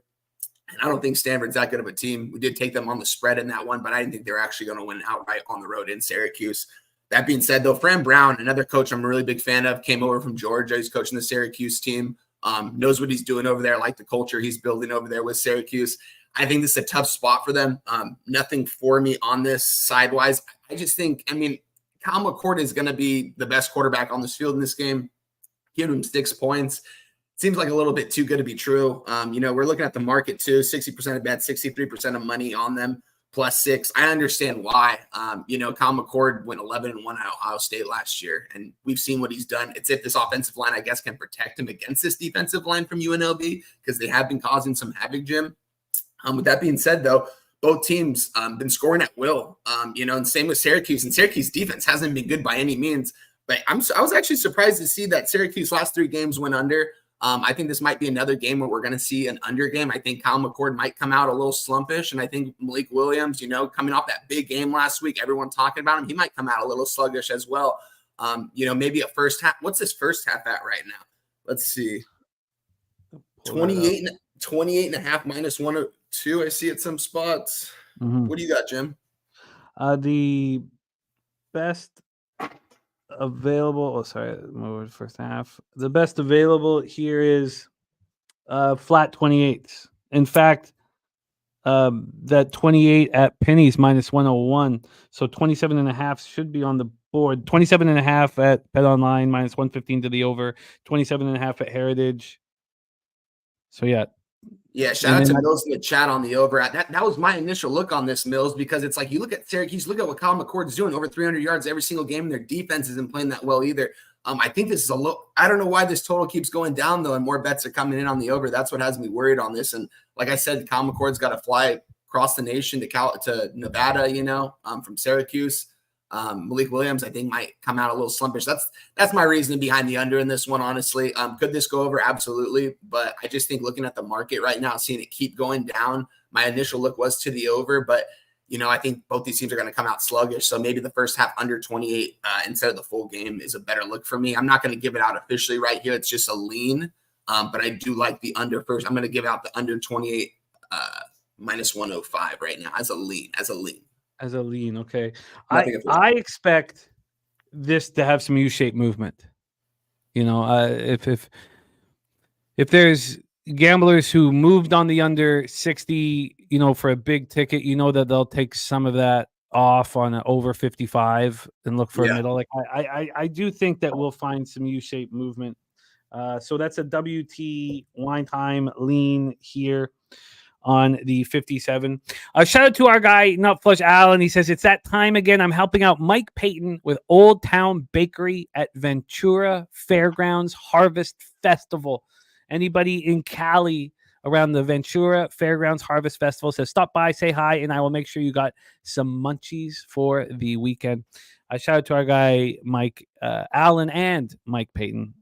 You're a good man, Mikey Allen. What was it? The Ventura what, Jim? I want to look it up on my map, see how far it is. The Ventura Fairgrounds Harvest Festival. Ventura Fairgrounds Harvest Festival. It's dope, man. Okay, nice. Heck yeah. So how far is that from you? 2 hours. Okay. Yeah, I was hoping it was like 55 minutes. I'd say I'll go there tonight real quick after work. Respect. Okay, so I can completely understand your thought process around the first half under. I would like to get in the way of this market move towards UNLV. I'm not going to. But I would like to. If I got a free bet, I would take Syracuse +6. Do you think that Syracuse's run defense is a real problem here? Because we think that UNLV's defense is strong enough to slow Syracuse down. Can Syracuse's run defense do anything to UNLV? I think that's the last piece of the puzzle for me. Oh, you're muted, my man, I think. Looking at this Georgia Tech game, Georgia Tech's a team that likes to run the ball. They couldn't really run the ball efficiently against Syracuse, surprisingly. So it might be tough for UNLV to run the ball efficiently as well, because I do think Georgia Tech does have a better run attack than UNLV. That quarterback, though, Malik Williams, man, I mean, he's just such a good athlete, and there's not a lot of Division I tape on him. So it's like he could get off here on a couple drives, and make big runs, make 40, 50-yard touchdown runs. I mean, he's fast enough and he's loose enough to do it. I just think this is after him having such a big game last week at home, everyone loves him right now. It's just like maybe the Brights are going to be a little bit too bright for him to start this game. God, yeah. Billy Friedrich saying UNLV's defense is through the air.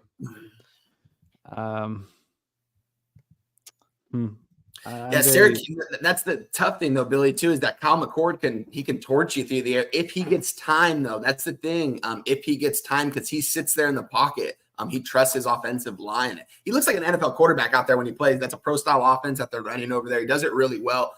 He had some a little bit accuracy issues on balls down the field, but I just think both these teams come out sluggish. I'm interested in by the way, JPZ, it's just us. 74% of the tickets and 67% of the cash is on the Devils. So I don't worry if it's just us. That's not been a problem here. Okay, I might end up on Syracuse. I might end up on Syracuse here. Wager Detective saying Syracuse +6. Yes. Again, for you guys who are on the Sabres, if they lose, we bet them again tomorrow. And if they win, we sit back and we start out with a nice boost to our bankroll in NHL. Okay, let's move on to Saturday action. We have two more games before we get into MLB. And Nutflush says Syracuse is going into a game with the attitude, we are Syracuse and you are UNLV. And our guy here as well, our guy Millsy, MMA Millsy, had a great performance on our live stream last night is giving me the over as the birthday pick here. Birthday pick. Also, we have Mossman says raising donations for the mountains here in North Carolina. Picks_TS proceeds go to Samaritan's Purse and supplies to be flowing in.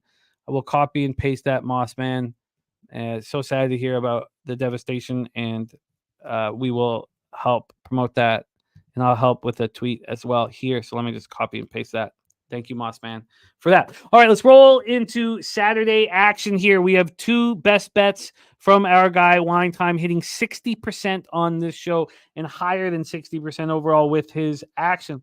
Let's get into this one. We got two beauties. UCLA Bruins 1-3, 0-2 in the Big Ten at the number 7 ranked Penn State Nittany Lions 4-0, 1-0 in the Big Ten. We're at Beaver Stadium in University Park. Let's take a look at this spot here. Penn State coming off the 21-7 win at home over Illinois. This is their 4th straight home game. And UCLA just lost to Oregon at home. It's been a rough 3 games here. You were there live versus Indiana when they lose 42-13 at the Rose Bowl. Then they go to LSU and lose 34-17. And then they face Oregon and lose 34-13. I mean, very stiff competition, much stiffer than what Penn State's been facing. And remember, Penn State just barely got past Bowling Green at home 34-27 before destroying Kent State 56-0. So here we go. Let's get into the line history here for this one. Saturday action from our guy, Wine Time Sports. It's back to best bet time. We have for the total. This total is sitting at 46.5 juice to the over. 46.5 juice to the over. This total opened up at 44.5. So it looks like it's hitting 47 soon, which would be a 2.5 point move towards the over, a real legit move towards the over. And when we get to the spread, Penn State minus 28.5 at minus 104. They opened at minus 28.5. This got down to 27 flat, and then it's got back up to 29. This was at 29 18 minutes ago, and now it's back at 28.5. So we've had a lot of movement. Still, at this point, just a 2-cent move towards UCLA from the opening line. Then when we get to the cash flow, which I think will be telling here with this U-shaped movement, when we get to the here we go. When we get to the cash flow, we have 65% of the tickets and 62% of the cash on UCLA. Interesting. And then 85% of cash, 60% of the tickets on the over. So public on the over and over moving in that direction. And then slightly the public on the Bruins. Take it away for us, Wine Time. Best bet time, UCLA, Penn State. Yeah, guys, I'm on the under in this spot here. UCLA is going in with a lot of question marks here going into Penn State, the stripe game. There's a lot of questions on if Ethan Garbers is going to go or not. You asked me, he's most likely going to play, but after he takes a couple hits out there, he's going to get taken out of the game. I don't think Penn State's going to go out there and try to hurt him, but the kid's hurt, but he's going to go out there and try to play. That being said, they're going to start have a kid right behind him. His name's Justin Martin, 6'4", 224, star recruit out of California. We haven't seen much out of this kid, and I don't know how much he knows this offense. Talked about this offseason. UCLA made a lot of different changes, especially in the coaching. They hired Deshaun Foster after Chip Kelly departures. He's a homegrown guy. He hires Eric Bieniemy from the NFL, man, and you look back at some interviews of Pat Mahomes, even Sam Howell last year. The Eric Bieniemy offense is tough to learn. There's a lot of big words in it, a lot of unnecessary things for younger kids shouldn't really have to worry about, especially playing at the college level. Some college systems do run a good pro style offense, but it's just tough to learn. It was a big transition from Ethan Garbers going from the Chip Kelly offense to this Eric Bieniemy offense. He's not getting it done out there. Not only that, it's the offensive line, man. These guys can't protect him out there. He's got no protection. I don't think Garbers is a bad quarterback. I think it's just more the protection issues. Eric Bieniemy, too, he doesn't like to run the ball. He's never, even though he was a running back and Deshaun Foster was a running back, he's a running backs coach. Doesn't make sense. They're not running the ball at all. They're running the ball one of the least amount of teams in the nation after having Chip Kelly last year who ran the ball a lot. I think if this is a spot where Justin Martin comes in, or if he starts this game or comes in early, I'm not sure if UCLA is going to be able to get on the board in this spot, Jim. I'm not sure if they're going to be able to score here in Penn State. They can't move the ball. I already talked about that. They've got a good running back in TJ Harden, but they've got no one up front to protect for him to get any yards. And I think it's going to be a long day for the Bruins today. With that being said, Penn State, man, what do they like to do? They like to run the ball. one thing UCLA is good at is stopping the run. That's their one good thing about their defense. They can stop the run. They're not one of the more elite teams against the run, but it's a lot better than their passing defense. With that being said, I think Penn State's going to be able to score, but I think they are going to have to settle for some field goals, and they're going to get up early, and they're just going to hit cruise control similar to what Oregon did last week against them. They scored 30, kind of hit the cruise control button. I don't know if UCLA is going to be able to get a touchdown here, Jim, with Justin Martin.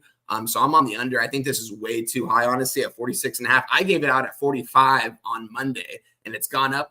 I lost the value in it. It went up 1.5 points with me, but I'll give it to you guys out at 46.5. I have it at 45, but give it out at whichever number. But I think it's going to be hard for UCLA to score, and for Penn State to go out there and try to score 50 points on their own, or 40 points even, is going to be tough. I think they could I think this is going to be more of like a 30-13 type of game, which would land around 42-43, I think. But yeah, give me the under in this spot. Under 47 at -110. Chase J liking that first half under a lot as well. So that full game is well within reason. There's our guy, Ron Crawford, in the house. Wine time on the under 47, -110 in UCLA, Penn State. Let's move on to the final spot here for us.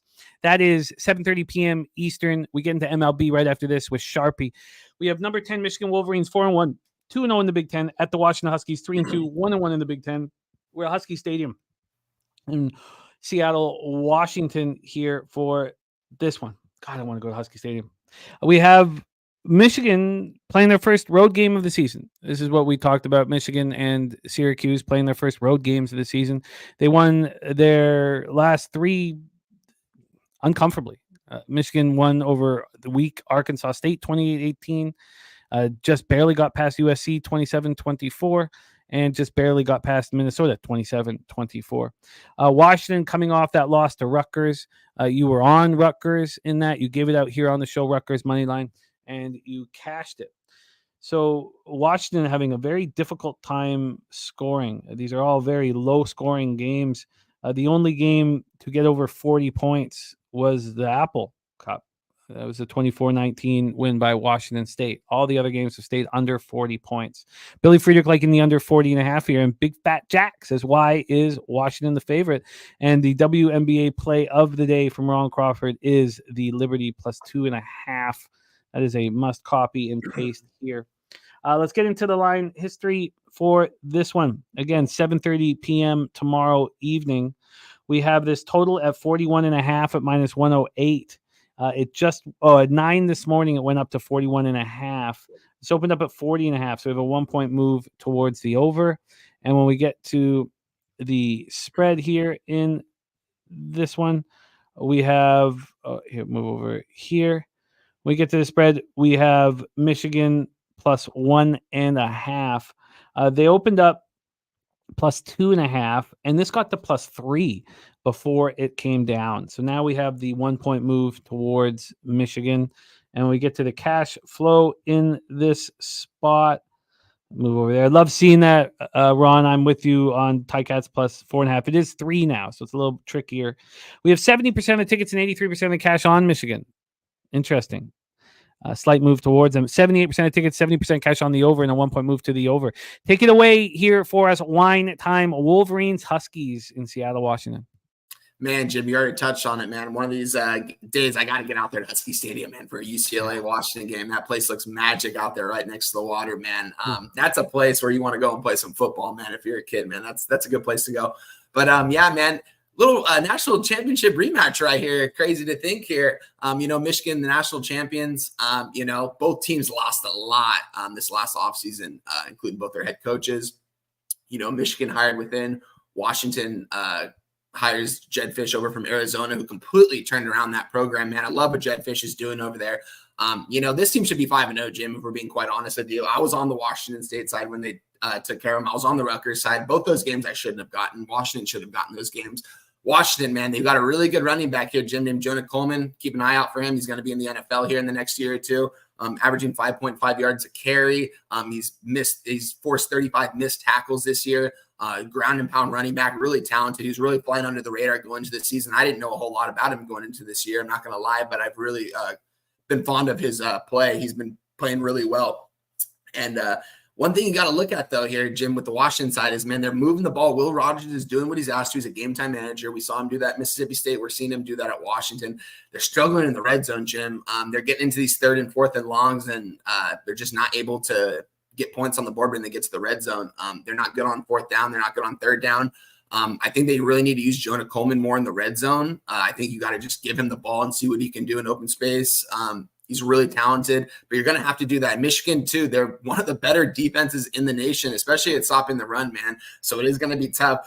This Michigan team, Jim, this is the worst number 10 offensive team I've personally ever seen. I think the Iowa offense last year looks better than this Michigan offense. It's just the Alex Orji is not getting it done. He's not a passer. He's a good runner. They got some really good running backs over there in Mullins and Edwards. Everyone was so high on Donovan Edwards going into the season, including myself. I thought he was going to be a 1st, 2nd round pick. He's got all the tools. Mullins is very much so the number 1 running back in this rotation now. They're getting the ball to both of them, though, and that's what they're going to do in this game. Both these teams are going to run the ball, and it's whoever can capitalize in the red zone. Michigan does have a pretty good red zone defense, so it is going to be tough for the Huskies. But, this is a game, what Washington really, really needs. Jedfish needs this for Big Ten play.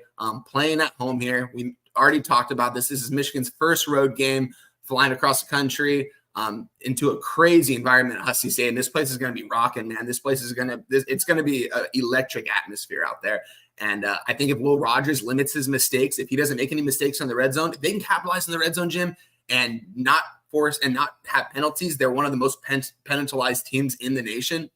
That's the big reason why they're not 5-0.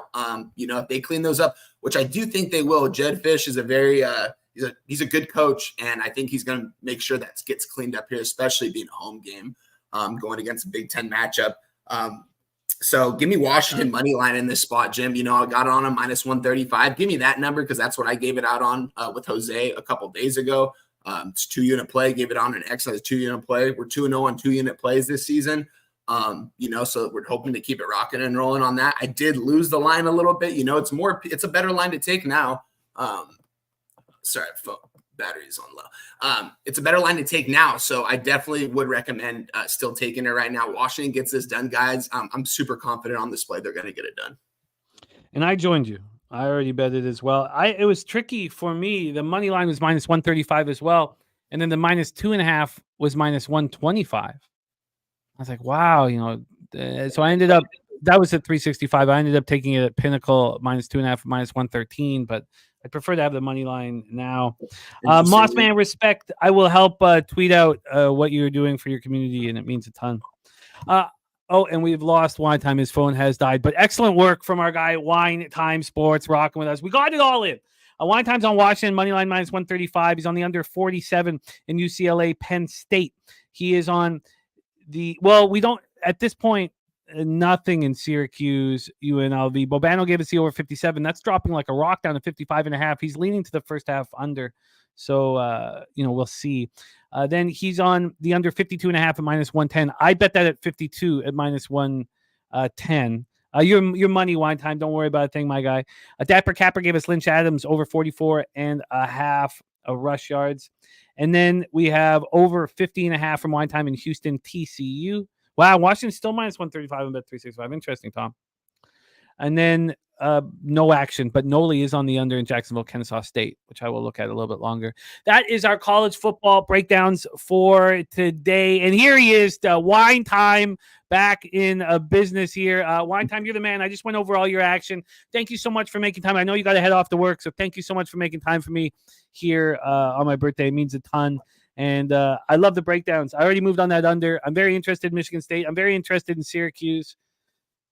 I think I probably move on both of those. And then I'll be very interested to hear if you move on that first half under in Syracuse, UNLV.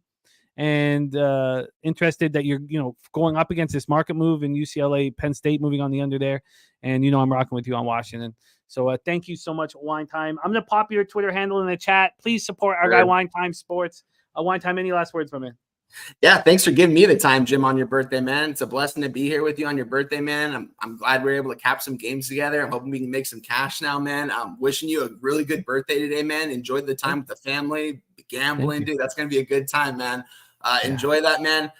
more life to us, man. Like you always say to me, Jim, we're just getting started, and that's 100% facts, my man. We're just getting started, so let's keep it going.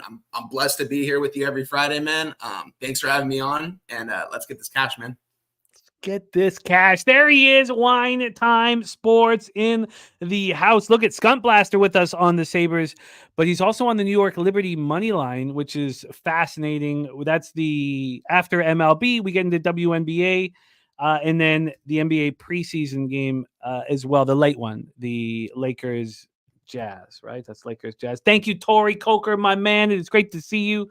We're rolling, and it's time to get into Major League Baseball. We're going to cap all 4 Saturday games, get us ahead of the market, get us locked and loaded for the divisional round of the playoffs. We have just the man for the job, the star of the Odds Bunch YouTube channel. Please welcome our friend, Mr. Sharpie Bets. Sharpie, what's good, man? How are you? Man, hopefully it's all what's good and smiling after this Padres series, but like going into it, it's going to be tough. It's going to be a good one. It's such a funny series, and I guess, we can wait on it, but it just feels like the Padres are, just because of the injuries to the Dodgers pitching staff, that the Padres are just the deeper squad. Padres have the better pitching staff. Padres may have the better bullpen. It's like, dang, bro. Like, okay, Dodgers, do your bats that ain't shown up all these playoffs that are always winning 100 games, they need to show up, bro. We can't have Mookie Betts and Freddie Freeman. I think they go 2 for 21 last postseason. Like, we cannot have that again. And God forbid they go 0 for 2, and then thoughts start creeping into their heads. And oh man, postseason baseball is different. Oh God, I still cannot believe what I saw from Devin Williams. I cannot believe it. Imploded. Oh God. That inning will haunt his career. So let's roll here. We have our guy Jose Bouquet saying Devin was tipping his pitches yesterday. God, picked the wrong time to do that. But let's get focused and get paid, because I like this first game very much. Welcome to our MLB breakdowns for Saturday, October 5th. We start at 1:08 p.m. Eastern with the ALDS Game 1, Detroit Tigers at Cleveland Guardians. Hottest team in baseball, these Detroit Tigers. And the Guardians played very well down the stretch. There was a time when it looked like either the Twins or Royals could catch them. That was not the case. And there was this bullpen that was absolutely spectacular in September and on. 1.31 ERA, 0.92 whip. I mean, that's how you hold on to a divisional race. We're in Progressive Field in Cleveland, Ohio here. Let's start with the weather tomorrow, because these bullpens were so spectacular that I don't know why we wouldn't want to be on unders throughout this entire series. I really feel that way. Tomorrow here we have 68 Fahrenheit, 7.2 miles per hour in. Stays at 7.2 throughout the game and stays at 68 Fahrenheit throughout the game. Let's get into the line history and the cash flow for this one, and then set up the X's and O's and hand it over to our guy Sharpie. So on the money line, Tanner Bybee and the Cleveland Guardians are at minus 145. That's exactly where they opened. This has not moved more than 2 cents. It went down 2 cents and just came back up. So it's right where it opened. Obviously, the action will be coming in probably tonight and tomorrow, and then we'll see more line moves. This total also right where it opened. In fact, I take that back. Wow. So there was a move in the last 30 minutes to the over. This over 7 now is minus 119. You can get under 7.5 at minus 121. So we have a move towards the over, of which I'm a little surprised at. So we have a move towards the over, 10 cents. We have no move on the money line. Let's get the cash flow up and see where that stands right now. At this point, just 3,003 tickets in. The most tickets are on the Padres-Dodgers game, so we'll get to that shortly. 23% of the tickets and 16% of the cash on the Detroit Tigers. On the total, it's a 50-50 proposition, 51% of tickets and 53% of cash on the over. So Reese Olson is now being listed. Okay, that's what we had thought, but it wasn't. It was a question mark. Let me just see if they have Reese Olson here on the books now, and they don't yet. So this is still blank on the books, but we expect Reese Olson. Do you expect Reese Olson, Sharpie? I'm not going to say yes or no. You cannot take AJ Hinch for his word other than what he said. We have Tarek fucking Skubal in pitching chaos after that. That's the way he's managing right now. So even if you got Reese Olson, how long? I mean, you really can't. I don't think you could book on who Detroit's going to send. He's already told you. We've seen it last game. It was showing Casey Mize or this or that. We didn't see half of those guys. He was doing whatever he think is for best matchup wise. He's going to that. So it's pitching chaos when we look at Detroit. So I really don't know what we're getting when it comes from Detroit. So I really don't know. And even if he does go, I don't think it's more than 1 or 2 times through a lineup. Definitely. I mean, in that last performance, 4 innings, 4 hits, 2 earned runs. I like Reese Olson. I think he's a good pitcher, quality pitcher. 3.53 ERA, 1.18 WHIP, 112 in the third. He only allowed 7 home runs throughout 112 in the third innings. On the road, he was very consistent. I mean, 1 and 4. I mean, he's 4 and 8 on the year, but that doesn't, go to show his struggles. Shout out to Mama Nutflush in the house. Just love the Nutflush Allen family. Thank you for the kind words and kind thoughts. It means a ton to me. So on the road, he was 1 and 4, 3.51 ERA, 226 opponents batting average. Just, 5 of his 7 home runs were allowed on the road. But still, he was strong. Going up against Tanner Bybee, that was a great performance in the 6-1 win at home versus the Reds. I don't have a very good read on Bybee, honestly. The times I think he's going to – he's a real quality pitcher. But there were times this year where I thought he was going to shove and he struggled a bit. And there were times I thought he might struggle a bit and he shoved. He's not been easy for me to break down. And part of the reason is his home numbers. At home, 5 and 4 with a 4.15 ERA. Does have 99 Ks and 89 innings. He's allowed 7 home runs at home. He allowed 22 home runs on the year. So, he threw 60 more innings than Reese Olson. And he allowed 15 more home runs than Reese Olson. The Tigers are hitting. We're going to go through all these teams in the playoffs, and they're the only ones really hitting. I think there was one other team with the Padres and Dodgers. Okay, sorry. So Padres, Dodgers are hitting. But other than that, no one is. The Phillies are hitting lefties a little bit. But Tigers versus righties, 250, 724 OPS. Guardians versus righties, 231, 667 OPS. And as great as the Guardians bullpen is, Tigers are right behind them. Now, it's quite a bit worse at 2.41 ERA, 0.99 WHIP. But look, I want the full game under. I'd be interested in the first 5 under.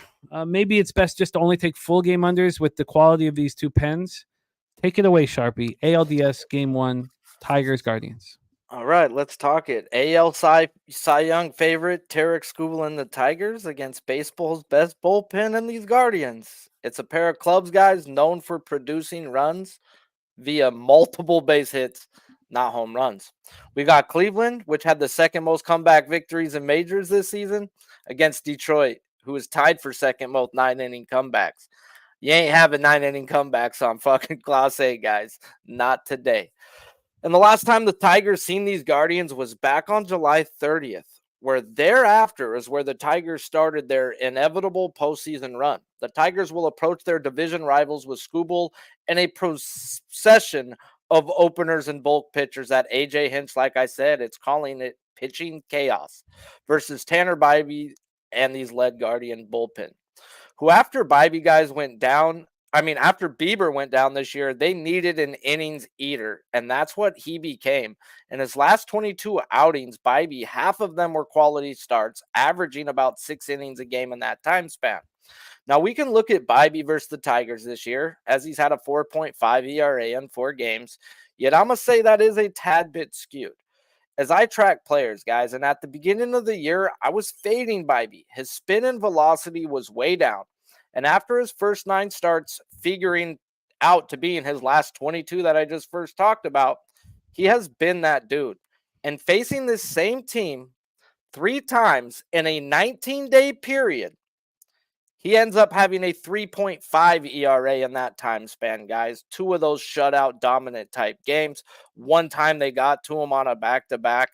No, this is their best pitcher going. He is their innings eater. And what I've got to get on, guys, is I'm backing Bybee, and I'm going to back this Cleveland bullpen. And I'm going to take this team total under 3.5. And I got it at minus 142. So what I do expect for the Guardians, guys, is what we can expect the Tigers, is what I don't know what we're going to expect the Tigers to do. Pitching chaos versus their legit ace and the best bullpen in baseball. So even if he gives up 2 runs, I'm not worried. Worst case scenario, he gives up 3 runs. I'm still okay. Then I'm sweating a little bit. I don't see 4 runs coming from these Tigers today.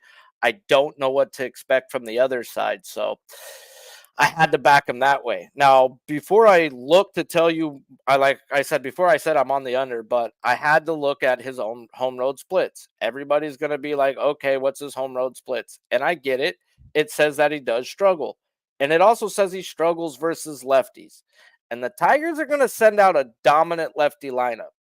But I'm going to tell you, I don't give a damn, guys, because when Bybee's in his best form of the year right now, with a 2.6 ERA coming into this month, and I expect this dude to just keep coming out and shoved. He is putting this team, like, I was laughing, talking to Noli this morning. He's like, let this fucker give up a run.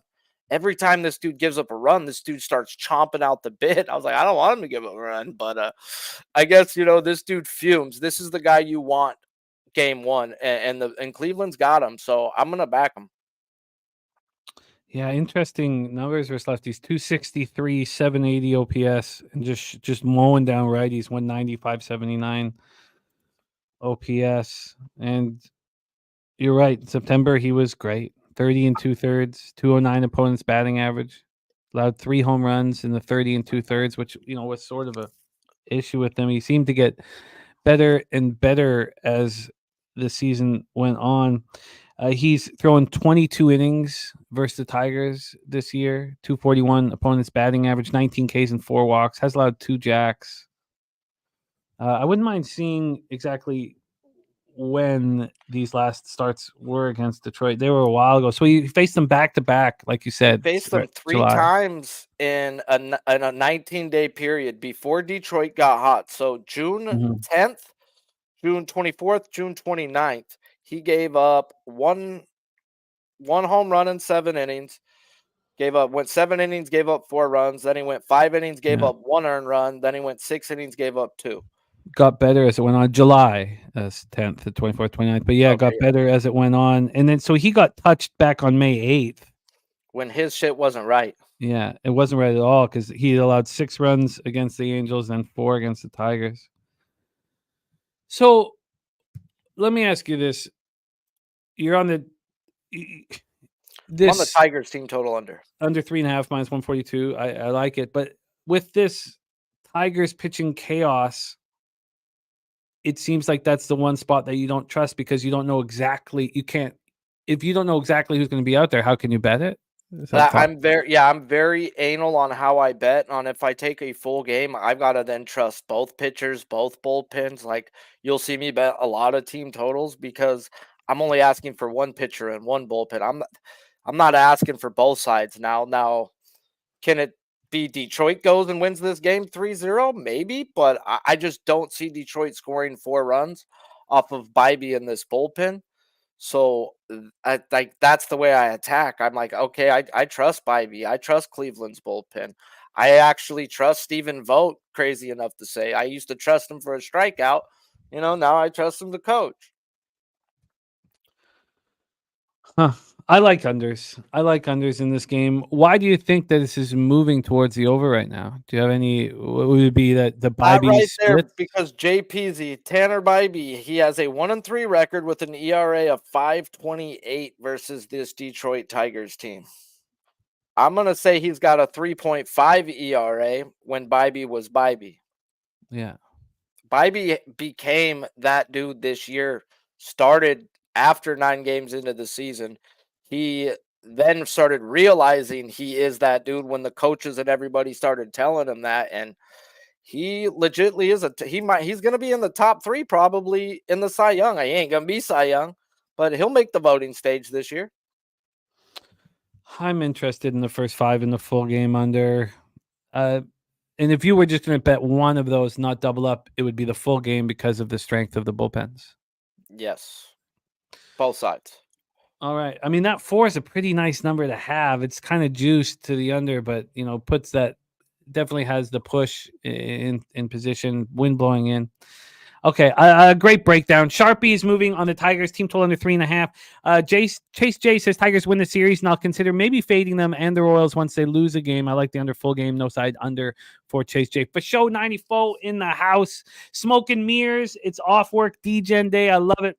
Let's roll on to the next spot on the board. 4:08 p.m. Eastern. NLDS Game 1. New York Mets 89-73, 43-38 on the road. The Philadelphia Phillies 95-67, 54-27 at home. We're at Citizens Bank Park in Philadelphia, Pennsylvania. Let's get into the weather. 76 Fahrenheit, 6.3 miles per hour in, dies down to 5.4 miles per hour. We have a very hot Tigers team that we just talked about, going up against a Guardians team that's been sitting there and doing nothing. We have a New York Mets team that was very hot down the stretch and then had to play very good baseball to get past the Milwaukee Brewers. Clutch baseball. They did everything that they needed to do. My breakdown of the Brewers having the bullpen advantage, and that's why they were going to win Game 3, really blew up in my face. Let's get into the line history here for this one. We have this total at 7. It's minus 116 to the over. That's exactly where it opened up last night. So it's only been open for 13 hours and the total has not moved. On the money line here, the Phillies are minus 176. They opened up at minus 185. So the Mets have gone from plus 169 to plus 161. Get to the cash flow for this one. Again, there's only 2,494 tickets in. 81% of the tickets and 77% of cash is on the over. Then on the money line, we have 81% of the tickets and 92% of the cash on the Phillies. That's a lot of tickets on the Phillies for this line to be moving towards the New York Mets.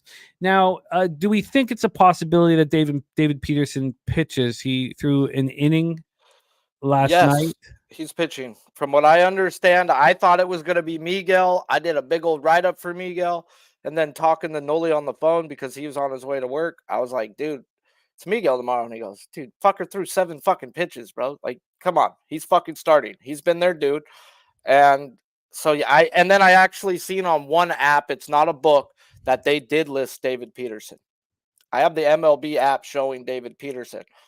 Not saying they're going to be right, but they're the first one to list him. I think it's Peterson. The books are blank right now, so it'd be action if you're taking. But Jose saying Peterson's now listed on BetOnline. So let's expect the lefty Peterson on the bump. 10-3, 2.90 ERA, 1.29 WHIP, 121 innings, 101 Ks, 46 walks, 8 homers. He was excellent this year. Excellent. His last appearance was last night. 7 pitches, 1 strikeout, 1 inning, 1 hit, and a 4-2 win at the Brewers, and a character-building spot for him. A real character-building spot to be on the hill for the night. Then we have his last start. It was Sunday, September 29th, and it was a thing of beauty. 7 innings, 1 hit, no one runs, 8 Ks, 3 walks, and a 5-0 win at the Brewers. So on the road, he was excellent. God, he was good. 6-1, 2.60 ERA. Now, the K to walk ratio, maybe not what you like, but he gets so much soft contact. He only allowed 4 home runs over 72 2/3 with a 230 opponent batting average. And there's Noli Knows saying, trust your source in our chat. Our guy, Noli Knows. So here we go. Zach Wheeler. What a pitcher he is. 16-7, 2.57 ERA, 0.96 whip, 224 Ks in 200 innings. His last start, he allowed 2 earned runs over 6 1/3 with 11 strikeouts and a 6-3 loss at the Nationals. At home this year, 10-3, 2.31 ERA, 186 opponents batting average, 115 Ks and 27 walks. The Mets aren't hitting righties right now. 221, 659 OPS. And the Phillies are hitting lefties, but the power is somewhat gone. Now just a 714 OPS 252 average. And then we also have an advantage with the Phillies bullpen and the Mets, pitching staff a little tired, but they had the day off today and they should be back in business. So here we go. I love hearing that, Core. I love hearing that. Let's get it. Here we go. We have the Mets, Phillies at Citizens Bank Park in Philadelphia. Floor is yours, Sharpie. Man, let's talk about it. It's kind of funny that 3 of the 4 division round matchups in the playoffs are actually teams facing their own fucking divisions. Well, nothing changes here, guys, as we have the ex-Mets. Don't forget how we left the ex-Mets, guys. Pissed the fuck off in a really salty type of situation. Now Phillies ace Zach Wheeler getting the ball for game 1 with the Mets expecting to throw Peterson. Now, I want to back either Miguel or Peterson, so just put the fucking pitcher out, please, and thank you. But I want to back him in Philly. But that's why I want to back him, guys. You should already know where I'm going at, guys, is David Peterson is a ground ball pitcher, 7% better than league average.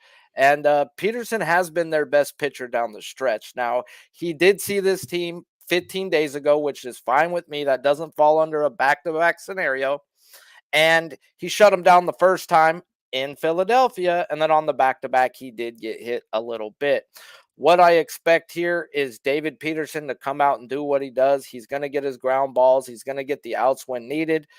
And depending on where they put his outs props when they put it out, that's the way I'm going to look to bet Peterson.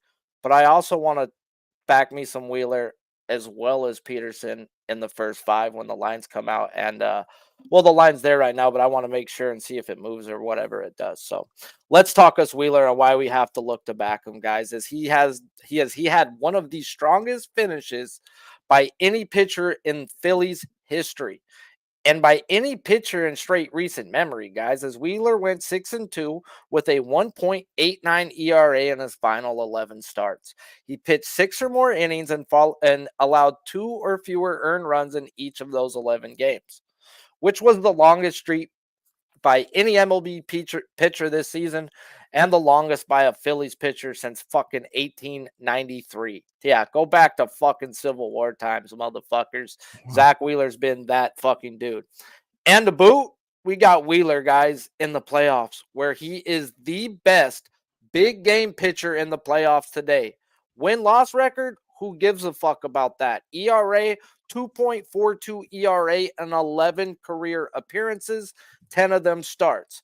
It is the 5th lowest ERA of any MLB pitcher with 10 or more starts in the postseason since earned runs became official in 1913, guys.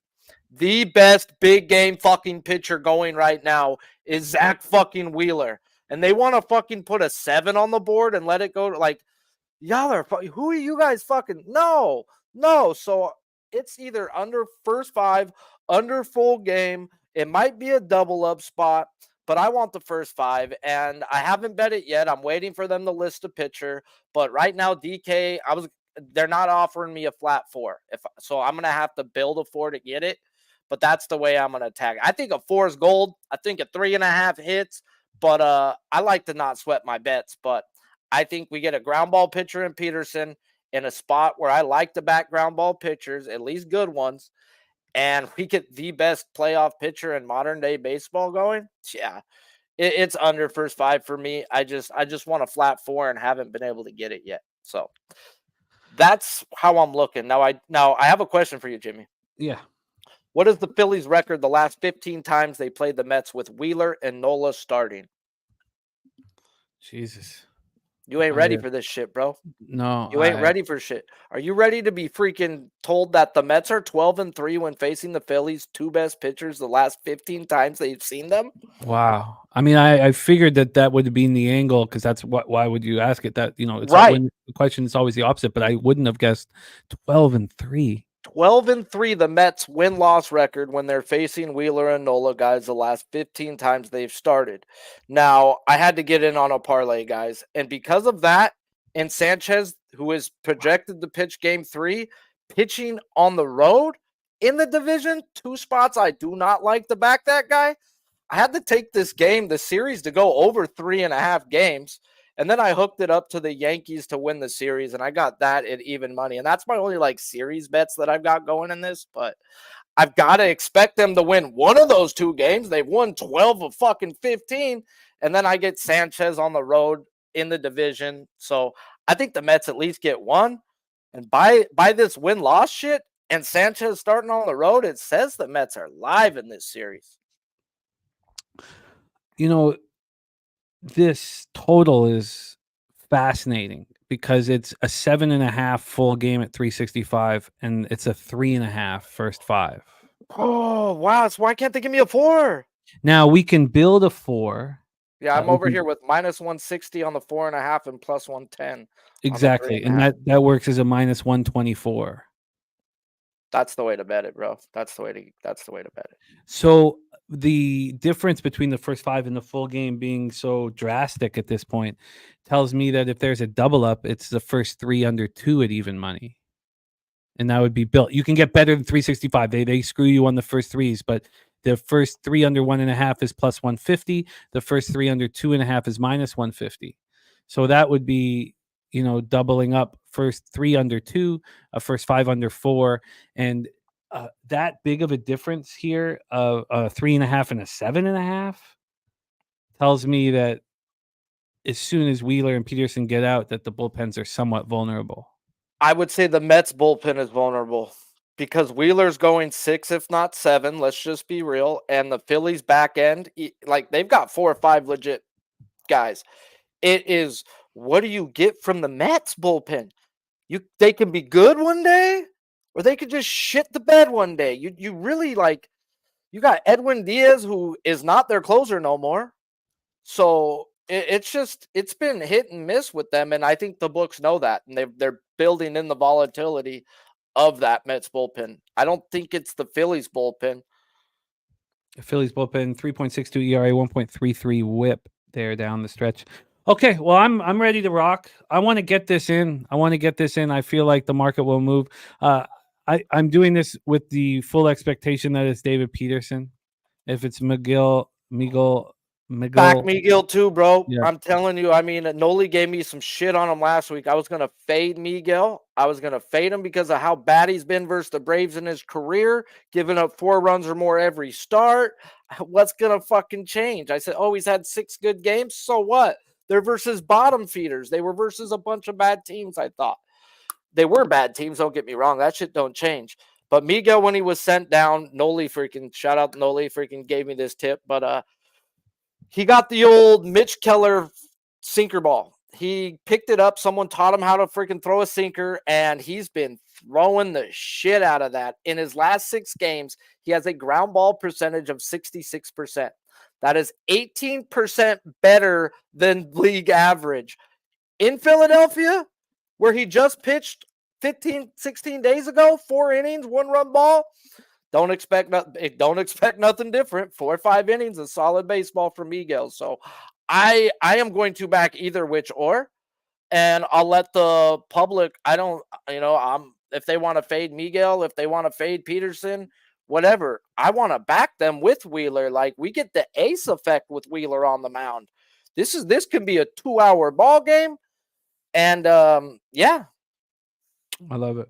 I'm all over it. I will be betting that as soon as the show is. And before over. we get to the next game, you brought up weather a couple times. You always do, but especially pay attention to weather in Cleveland. Like you got to. I believe the 8 coldest games in history have been recorded in Cleveland in October.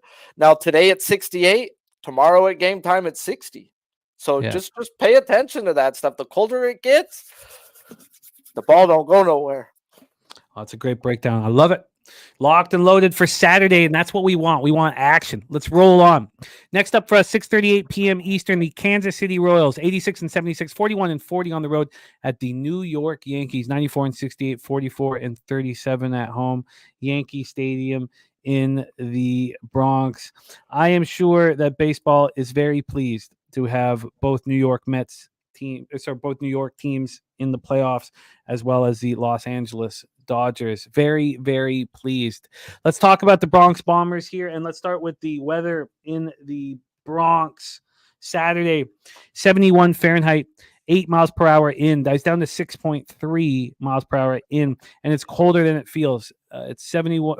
It feels colder than it is. 71 Fahrenheit at first pitch. Feels like 66. Gets down to 62. It's not too bad yet, but as Sharpie says, let's keep an eye on it. Let's get into the line history here for this one.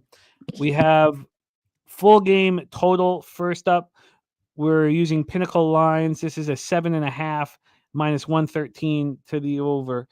This was an 8 at 8 this morning. This opened up at 7.5 and went up to 8. It moved back to 7.5 at 10:30 this morning. Despite those numbers, we still have a 1 cent move towards the under. 1 cent move towards the under. On the money line, we have Garrett Cole minus 199. He opened up at minus 182. I was watching this line closely last night. So 17 cents of movement towards the Bronx Bombers and the public hammering them. 85% of the tickets and 90% of the cash on the Yankees. And 80% of the tickets and 80% cash on the over. And we've actually moved a cent down to the under. A Kong with the Yankees at 9-1 to win the World Series. That's a nice spot. Justin McKelvey just moved on them to win the pennant last night at plus 115. So we have Waka going up against Garrett Cole. Waka was very good to me this season and last season. Actually, Waka's been good to me throughout his whole career. He had that one, year and a half there where it looked like his career was going to be over with Cardinals, but he's come back with a vengeance. And if you look at both the Royals and the Mets, they've taken older pitchers and gotten a ton of mileage out of them. Waka being one of them, 166 and 2/3 innings. Now, he didn't look that good in September. He didn't look that good. His last start also wasn't that good. 5 innings, 5 hits, 4 runs, 3 of which were earned in a 7-4 win at the Nationals. He was much better in Kansas City than he was on the road. Not much better, but better. 6-5 on the road with 3.78 ERA, 242 opponent's batting average. I like Waka. And the Yankees were not hitting righties down the stretch. 232, 689 OPS. And he's a tricky righty. Garrett Cole on the other side, 8-5, 3.41 ERA, 1.13 WHIP. We had Peter Loshak on our live stream last night, and he said, he thinks Cole shoves here in game 1.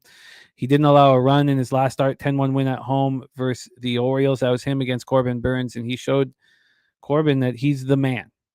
But he struggled at home this year, and we talked about this with Bybee, not to the same extent as Cole. Cole struggled worse than Bybee at home. Cole at home, 3-2, 4.31 ERA, 240 opponent's batting average. 5 of his 10 home runs were allowed at home. Royals are not hitting righties at all. 219, 627 OPS in September. Royals bullpen has been excellent. The Urseg pickup was a thing of beauty. 2.77 ERA, 1.02 WHIP. And Yankees bullpen, 3.67 ERA, 1.19 WHIP. Here we go, Sharpie. ALDS Game 1 in Yankee Stadium in the Bronx, where ALDSs deserve to be played. We're all pumped up to see the Yankees in the playoffs, but a lot of us want the Yankees to lose badly against the upset Royals. Take it away. I have the Yankees to win the series with the over 3.5 games, like I said, in the Phillies-Mets series. So sorry, you guys that are hating on the Yankees, but this may be their fucking year, guys. So let's talk about it, guys. This may be a lot shorter of a breakdown for me, as I only got one guy to talk about here. Not saying Waka is not a good pitcher. There hasn't been. He's just a guy that I don't bet on, guys. And when I try to bet on guys that are not my guys, I tend to fucking lose. Garrett Cole is my guy. And the Royals can't hit their way out of a wet paper bag at the moment. I've been saying it all playoffs and been cashing team totals or games under with these Royals. So why stop now? They clinched the playoffs by losing 3 games in a row because the Twins did the same. They popped champagne off a freaking loss. And what's crazy about it is, guys, is I was listening to the radio that day on that game, and their announcers were content if, I think they were playing, I forgot whoever they were playing. They were both in like situations where, oh man, if you win, you're in almost, but you may need some help. And then if you lose, you could still be in. And the Royals announcers were like, man, I'd be happy if we both made the playoffs today. Like their whole organization was content off of losing coming into the playoffs, which is just absurd. So it's like, how could you bet a Royals team that scored 3 runs in 2 games in the playoffs so far? Coming in, we're the worst hitting team in baseball, whether it's righties or lefties. I mean, it gets worse versus lefties, but I mean, damn, They're the worst playoff hitting team in baseball by, I believe it was 11 different numbers, and the Astros are now out. So every other team in here right now is a top 10 team in baseball hitting over the last month when it fucking matters, except who? The Royals. All right. So let's talk. GCZ gets the ball for the Yankees in game one. We're coming off the AL Cy Young last year, guys, and having elbow injury to cut his season in half this year. It's been somewhat of a bumpy ride. But the Bentley Garrett Cole seems to have gotten an upgrade, guys. As the second half, he's thrown 77 innings. He's been what we have been accustomed to, having a 2.76 ERA comparing to a 5+ in his first 24 innings. And he's been lights out his last 2 games, guys, coming into these playoffs, going near 16 innings with allowing just 1 earned run. Now, if you look at Cole's splits this year, you're going to say he's worse at home than on the road when you look at his ERA. And I'm going to tell you you're wrong. That numbers are like lawyers, guys. They don't necessarily lie to you. They just don't tell you the whole truth. And he's been his normal self at home. Huh? Sharpie, he's got a 4.3 home ERA. Well, yes. But take out the 2 games versus the fucking Red Sox, guys, where we know they fucking own him and have his numbers. And he's thrown 39.1 innings, and he's got a 2.75 ERA. So, I mean, it is what it is. The Red Sox are what it is. This guy has been who he is and who he's been sold to be his last 2 games, and he gets the worst hitting team in the playoffs. Can you get where I'm going with my bet? Give me the Royals team total under 3.5 at a -145, guys. I am not afraid of his home road splits, and this may be a full game strikeout. I mean, a full game under, as there's one guy who pounds fucking Waka. Rizzo, guess what? He's not playing. There's one guy who struggles versus Waka. I mean, Waka may even actually be called his daddy at times, guys. And that's Aaron fucking Judge, who's 1 for 18 with 11 punch outs. So if you're going to eliminate those 2 bats, I think Waka actually has a good start. So, I mean, I just had to put that in there because I seen his freaking splits on him, and I was like, whoa. 1 for 18, Judge? Like, damn, you could walk Soto and not be afraid of Judge. Then what are you getting into? Oh, that's an interesting point. I mean, a lot of people, you can't walk Soto because you're afraid of Judge. Well, fuck, I'm walking Soto if I own Judge. Oh, for sure. You know, it's interesting. We talked about the 7.5 full game total of Mets Phillies, and then the 3.5 that we're given first 5. Now I know that's a plus money to the under, but here it's the opposite. You have the 7.5 full game. The 4 is juiced to the over. First 5 over 4, and it has to be, you know, people focusing on Waka's, you know, somewhat poor September and Garrett Cole's splits that aren't great. What do you think of this, Sharpie? What do you think of, you know, you have now, I understand that, you know, parlays are not something that we want to, you know, hammer too often, but you have the -142 or -145 or -140, depending on where you shop, on both the Tigers team total and the Royals team total. Did you think of putting them together to get At a plus 4.5, it was -116, both of them. So yes, I looked at that as well. I'm the safer type of guy than the sorry type of guy. I'd rather pay a little bit of, I'd pay up to -130 type shit, but I'd rather pay a little juice than get a little bit of plus money and roll the fucking dice. Huh. And so, you know, with the whole breakdown, again, you're just focusing solely on the pitcher you trust the most and the offense that is weak. And that's it, because you're not adding a Yankees -1 or a Yankees -1.5. Nope, I just want to expect Garrett Cole to do what he does, give up 2 earned runs or less, go 6, maybe 7 innings, and then we get the back end of the bullpen.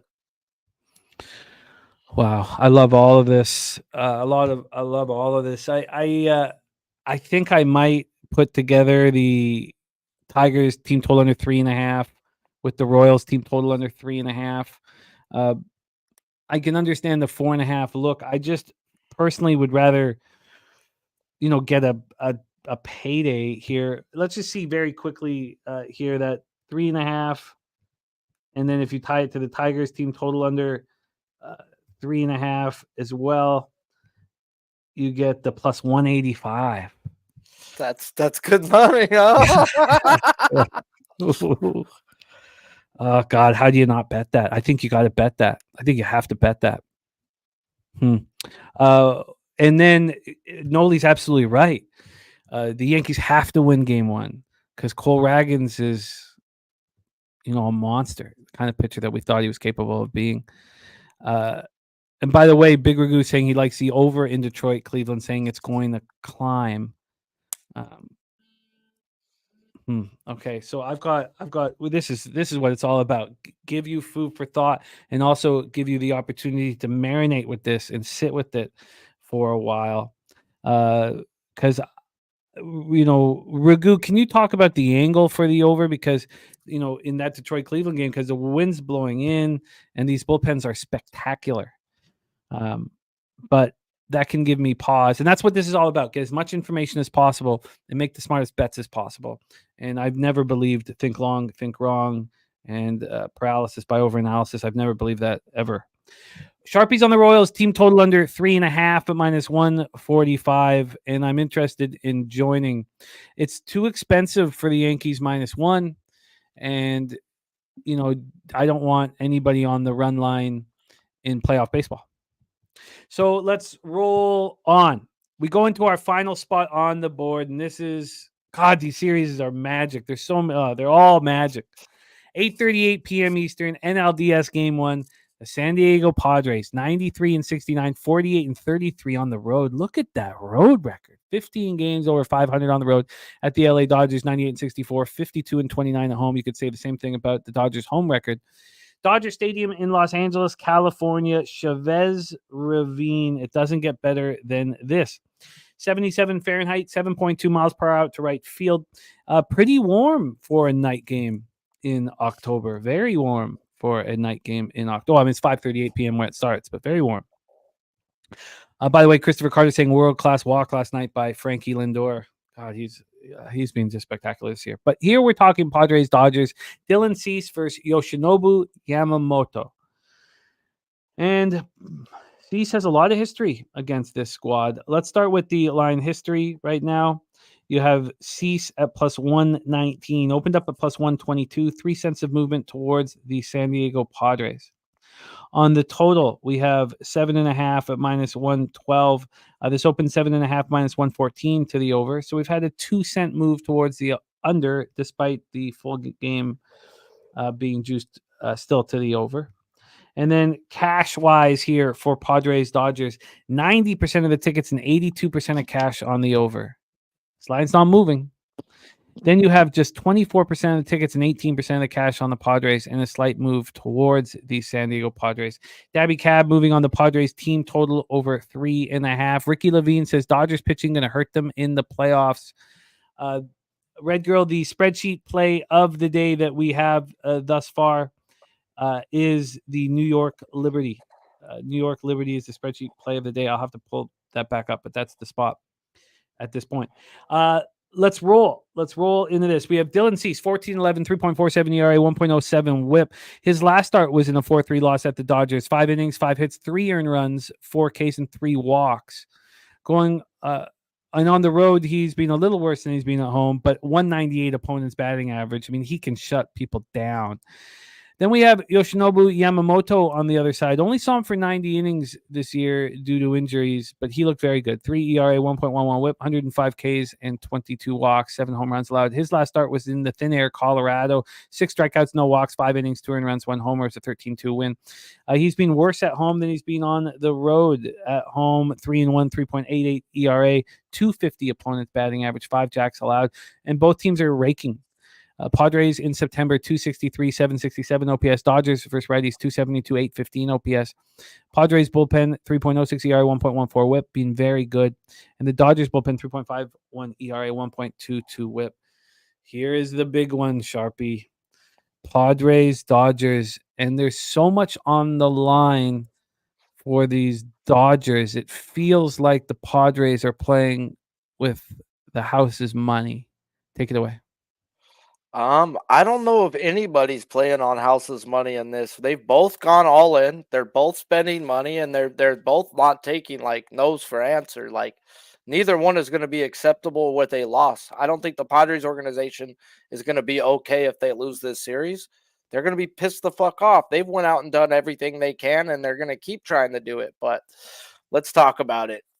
We get my favorite matchup and a spot, guys, where every time they go to the bullpens, if you're not already on the under, just live bet the fucking unders, guys. It's just been gold in these Padres Dodgers series the last few seasons. So we get Cease versus Yamamoto. And what is a back-to-back for Cease? As he just seen the Dodgers and gave up 3 runs in 5 innings with just 4 strikeouts. And that was actually a good game, as he only had 1 pitch working that day, guys, and the Dodgers were sitting slider, and he only gave up 3 runs when they knew you could only get 1 pitch over the plate. That's not a bad game, guys. What's going to happen when Cease has everything dancing versus a team where he has a career 2.6 ERA versus and 28 strikeouts in 20.2 innings? Cease falls under a prop rule that I go by. If you go high, I look low. And if you go low, I can look high when it comes to strikeouts on a back-to-back. And Cease has over a 30% strikeout rate versus this Dodgers lineup in a spot where I do expect him to show up and go 5 and if not 6 solid innings. And I had to get Cease strikeouts over 4.5 at a -125. As I always like to say, guys, what plays in the playoffs? Strikeouts and home runs. And we have a strikeout percentage versus a team above 30% where he just got 4 with only 1 pitch working. I see at least 1 per inning, guys, if not a little ladder spot, and take them to 7 to 9, guys, as I've got Cease for a quality start. And then we get to the other side. We have Yamamoto, who has not thrown more than 79 pitches in any start since coming off the IL. And in his 2 starts versus the Padres have not been much to write home about. Granted, it was the very first game of the year in Korea where he got lit up, and then just a few weeks later where he went 5 innings and gave up 3 runs. Now, I do got to expect him to go 75, if not 90 pitches, but what can we expect in that time span? As we have a guy in Yamamoto who is in the zone 3% more than league average, as well as being worse than league average when it comes to zone contact. And that does not bode well in what this projected lineup is, guys, for the San Diego Padres, as we have 8 of the 9 projected in this lineup that are better than league average at zone contact. Now, the good news is 5 of those guys take pitches in the zone. And you don't want to take pitches in the zone versus a guy who's in the zone that much. You will see lots of 2-strike counts. Now, when we look at the chase contact, when it compares to his strikeouts, I think they have his number right at 4.5, as I could see him with 4 for sure.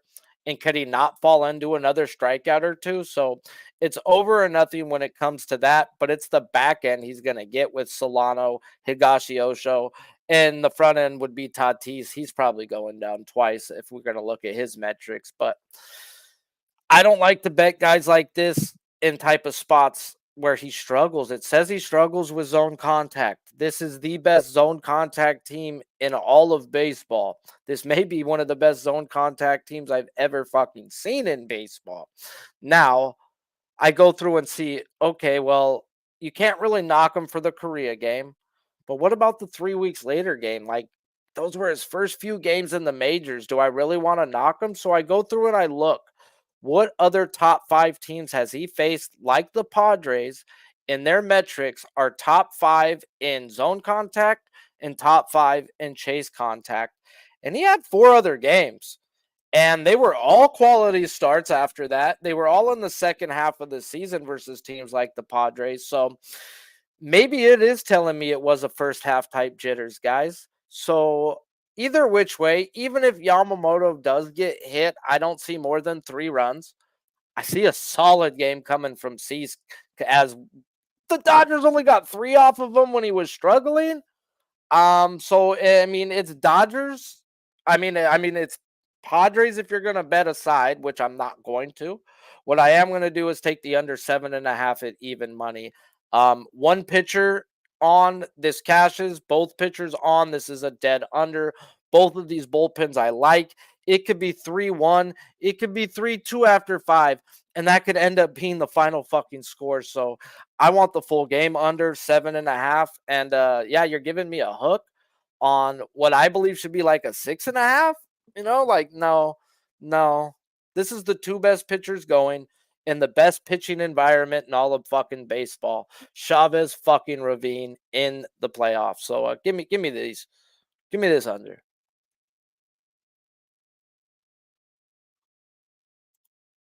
I think you're muted, Jimmy.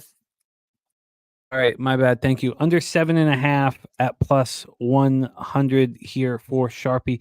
I'm curious to see this 8 is minus 118. Under 8 minus 118. Under 7.5 at plus 100 here for Sharpie, and the cease over 4.5 Ks.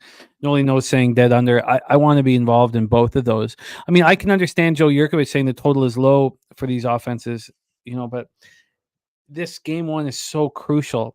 Do you feel like if Yamamoto gets in any kind of trouble that he can be pulled right away? I think he's going, well, yeah, he can get, if he has a very bad first inning, say he gives up 2-3 runs, maybe, yeah, he's done.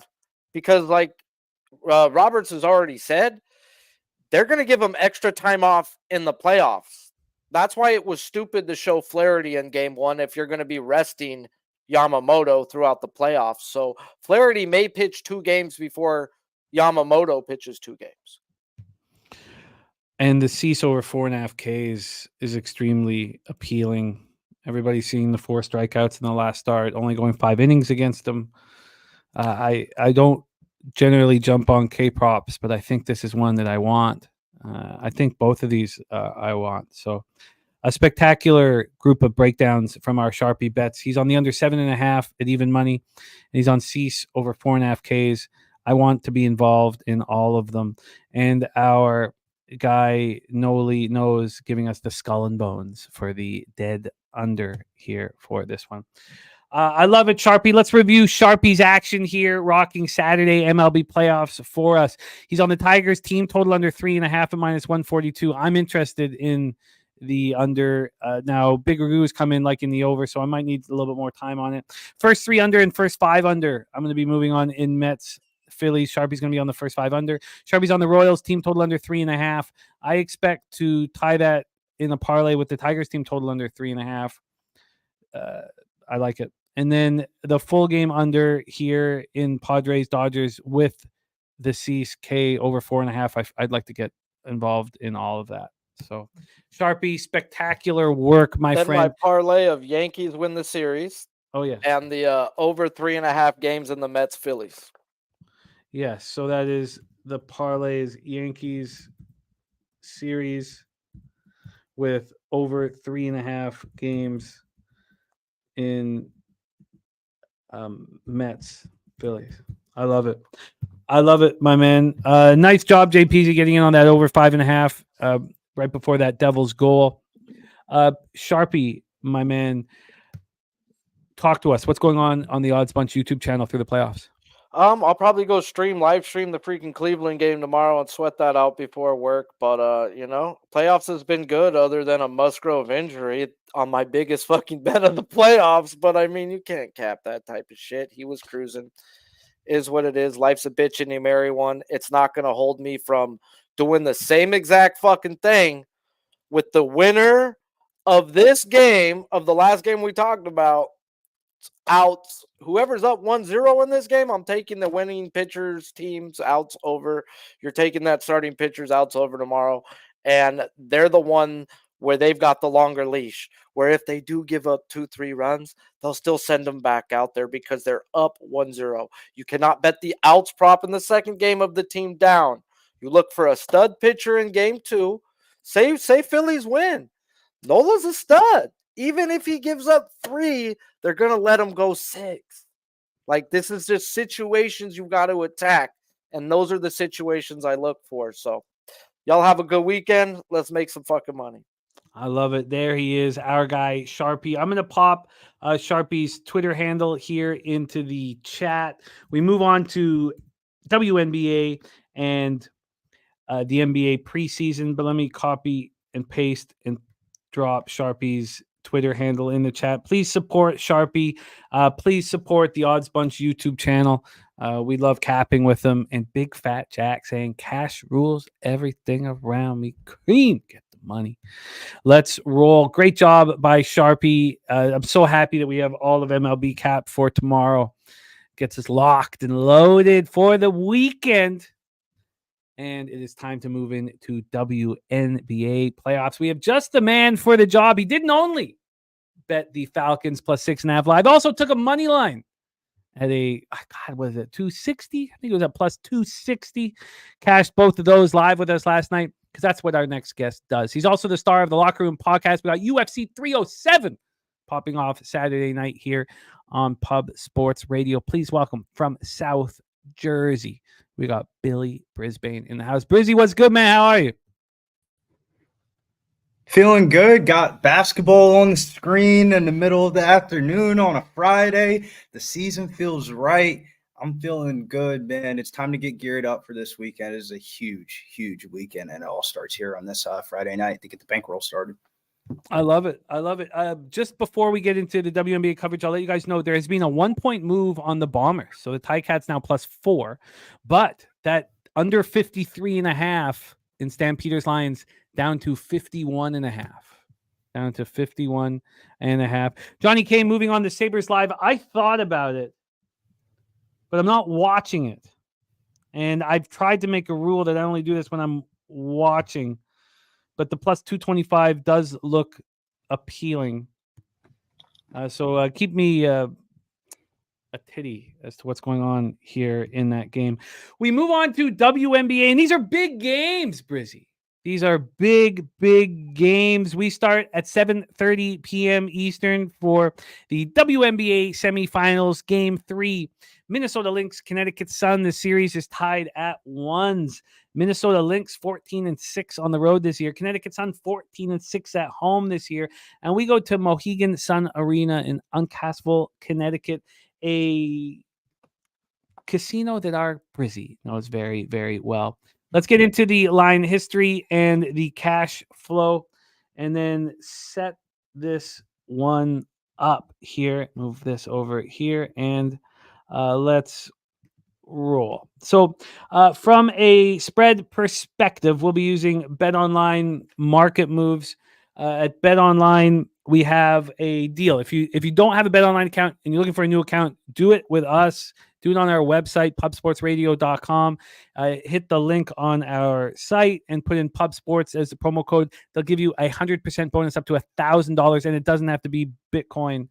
Here we have Connecticut at -2.5. They opened up at -1.5. We have a 1-point move towards the Connecticut Sun. And on the total here, we have a 150.5. This opened up at 151.5. We have a 1-point move towards the under. Let's take a look at the cash flow then for this spot. From a cash flow perspective, we have WNBA, there we go. We have 74% of the tickets on the Connecticut Sun.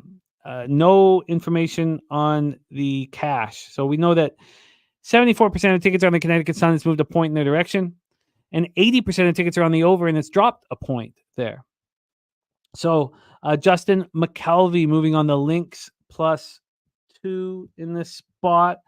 We have a Lynx team that opened up with the loss at home, 73-70, and then came back and defeated Connecticut 77-70 last out. Of course, it's the best of 5.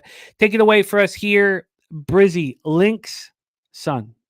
Yeah, this has been the most entertaining series in the playoffs so far, with both teams splitting games in Minnesota. The Lynx were the best team in the WNBA since the Olympic break for a reason, and it definitely showed in Game 2. They won the game by 7 points without Collier and McBride. Their best offensive players having really modest games. Collier's stats are definitely better on the road than they are at home, as they're going to go as far as she takes them this year. She's averaging 20.6 points per game on the road, 15.6 field goal attempts per game, and 5.6 free throws in every away game. While we haven't seen her go off in the series so far, in that last road game at Mohegan Sun, she lit up the scoreboard with 25 herself. The total kind of seems skewed towards the under due to the resumes of both teams. Connecticut shot 50% from the three-point line and blew out the Fever 93-69 in game one, survived game two, 87-81, despite shooting 26% from the three-point line. And then in this series, they won in Minnesota 73-70, shooting 41% from the three-point line.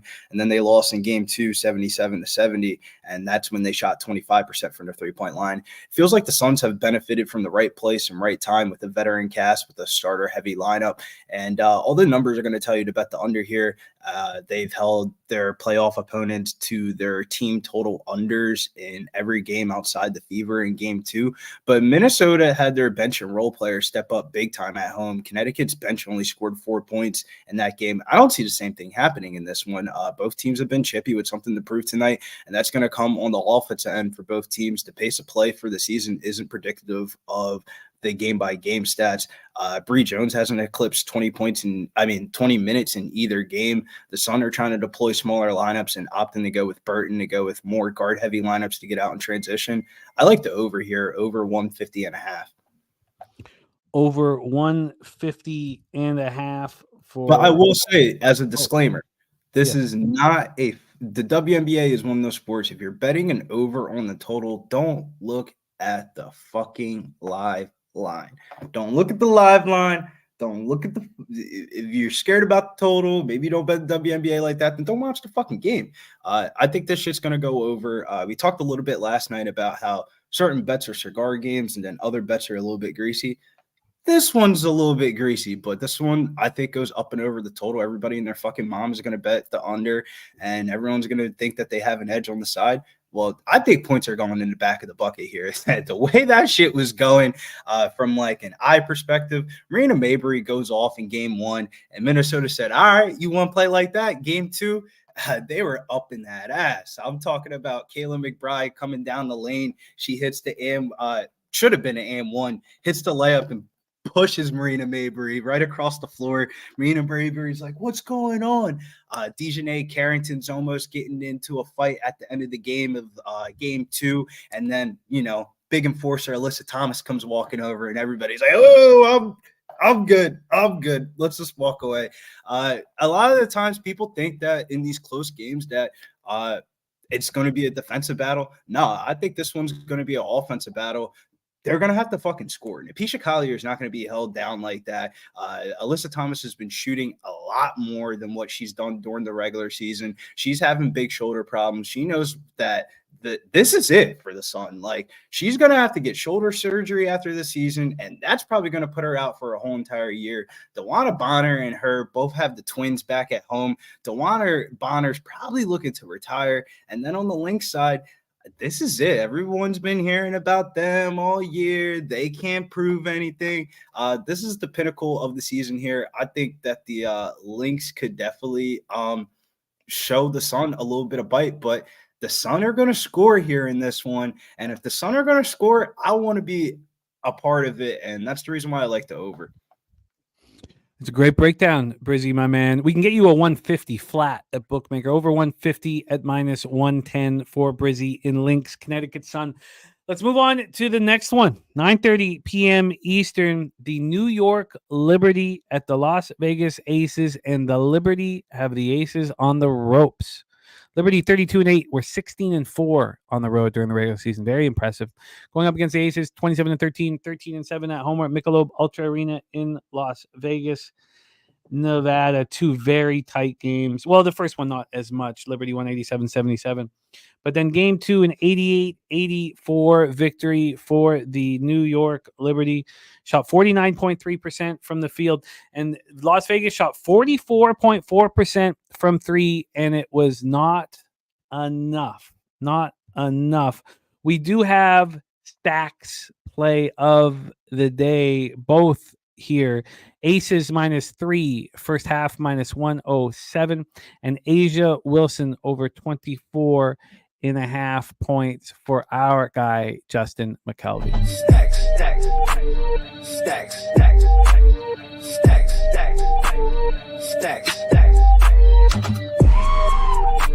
stacks, stacks, stacks, stacks, stacks, stacks, stacks. the birthday pick from BJ was also the Las Vegas Aces money line. And then we had Skunt Blaster on the New York Liberty money line. And the spreadsheet play of the day is on the New York Liberty plus 2.5.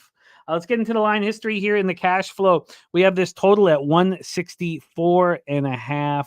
This opened up at 165.5. It got up to 166.5, and it's now come down 2 points to 164.5. There's been a 1.5 move to the under this morning. On the spread, we have Las Vegas right now at -3. -3 at -112 at Bet Online. Opened up at -2.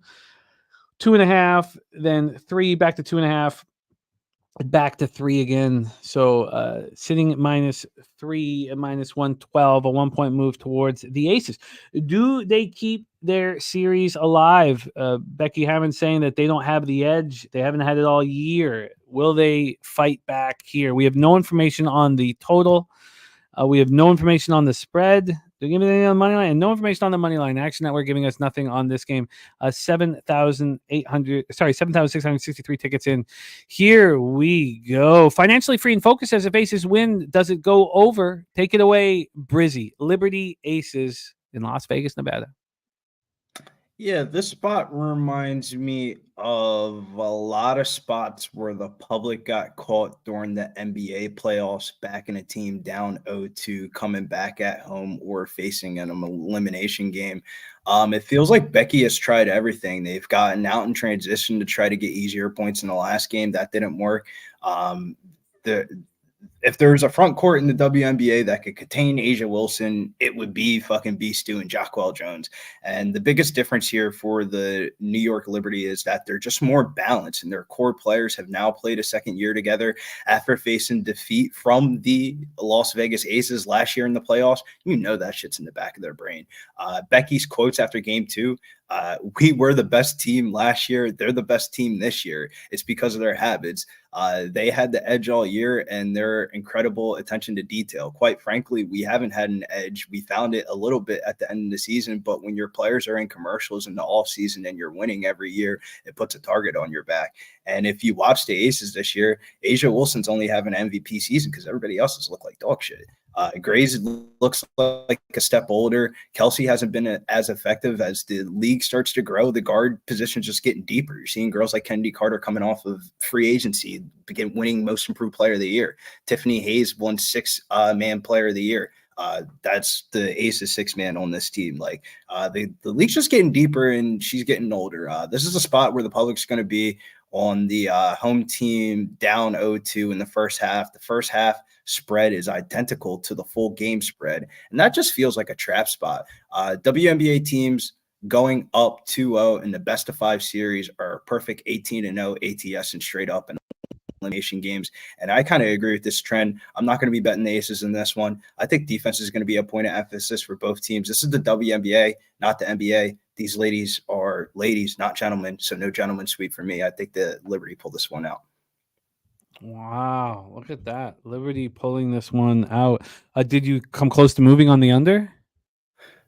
To be honest with you, with the way the card was set up tonight, 9:30 tonight, I mean, there's a million other spots on the card that we'll talk about throughout tonight. And this just screams like game 4. If this was a game 4, then there would probably be a bigger edge on game 4 than there is game 3. I mean, everyone's going to back the Aces here, but I mean, who's to say they just don't get swept? Like a lot of people don't understand the dynamics of the WNBA is way different than the NBA. Of like the WNBA is popular in America, but overseas women's basketball is way more popular on a national scale than the WNBA because of like the Euro Cup and all that stuff and all the little different intricacies that they have overseas. Like, you know how like we have like the Philadelphia 76ers and then like stuff like that, like the Philadelphia Eagles. Well, overseas, they have just Real Madrid club team,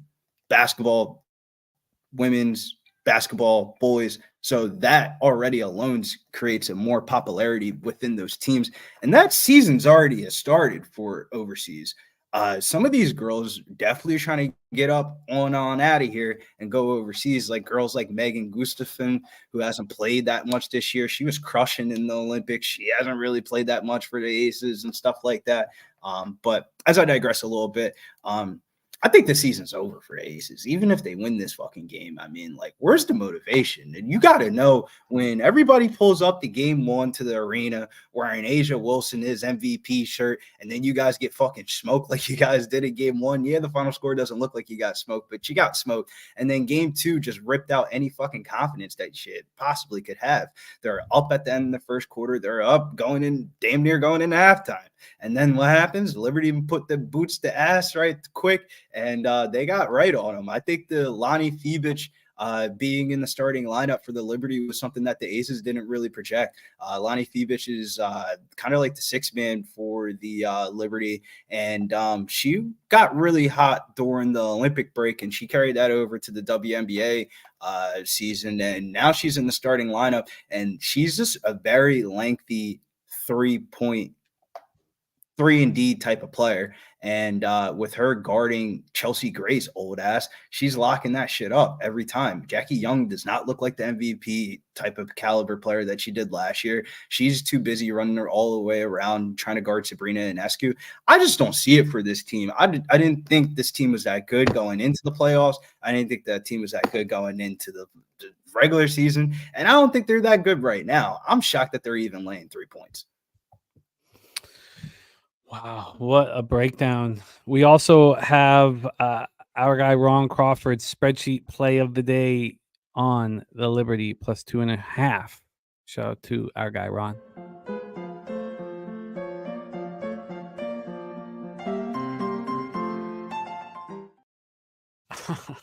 Great stuff by Cappers in the chat. All right, we switch from WNBA to the NBA, and we have one game on our radar this evening, 10:30 p.m. Eastern, with the Minnesota Timberwolves at the Los Angeles Lakers in Palm Springs, California, Acrisure Arena. Take a look at the line history here for this one and see what Brizzy's plan is for a little night action. Now, New Zealand is playing Utah. Utah's now a 29-point favorite. At 78-73, Denver over Boston with 3:46 left in the third. That's live right now. 78-73 Denver. All right. 78-73 Denver with 3:46 left. Yeah. I gotta put that game on because this is one of those type of fucking games that you cap, and then Peyton Pritchard goes out there and scores 40 points, and you're like, what the fuck? Okay, let's roll here. We have the Lakers opening up at plus 3.5. They're now plus 2.5. So we've had a 1-point move towards the Los Angeles Lakers over at Pinnacle. And on the total, we have a 218.5. 218.5. This opened up right there at 218.5. So we've had really no movement. There was a time when this dropped. I mean, there's been a lot of movement since this opened up at 9:30 this morning. There's been a whole lot of movement for the Lakers. Yeah, this got up to 221.5. The money line is high is minus 180, and it's all the way back down to minus 125 for Minnesota. Wow, on the money line. Wow. Yeah, just let me just take a look at that here at Pinnacle. Minnesota minus 136 right now, and you're absolutely right. Wow.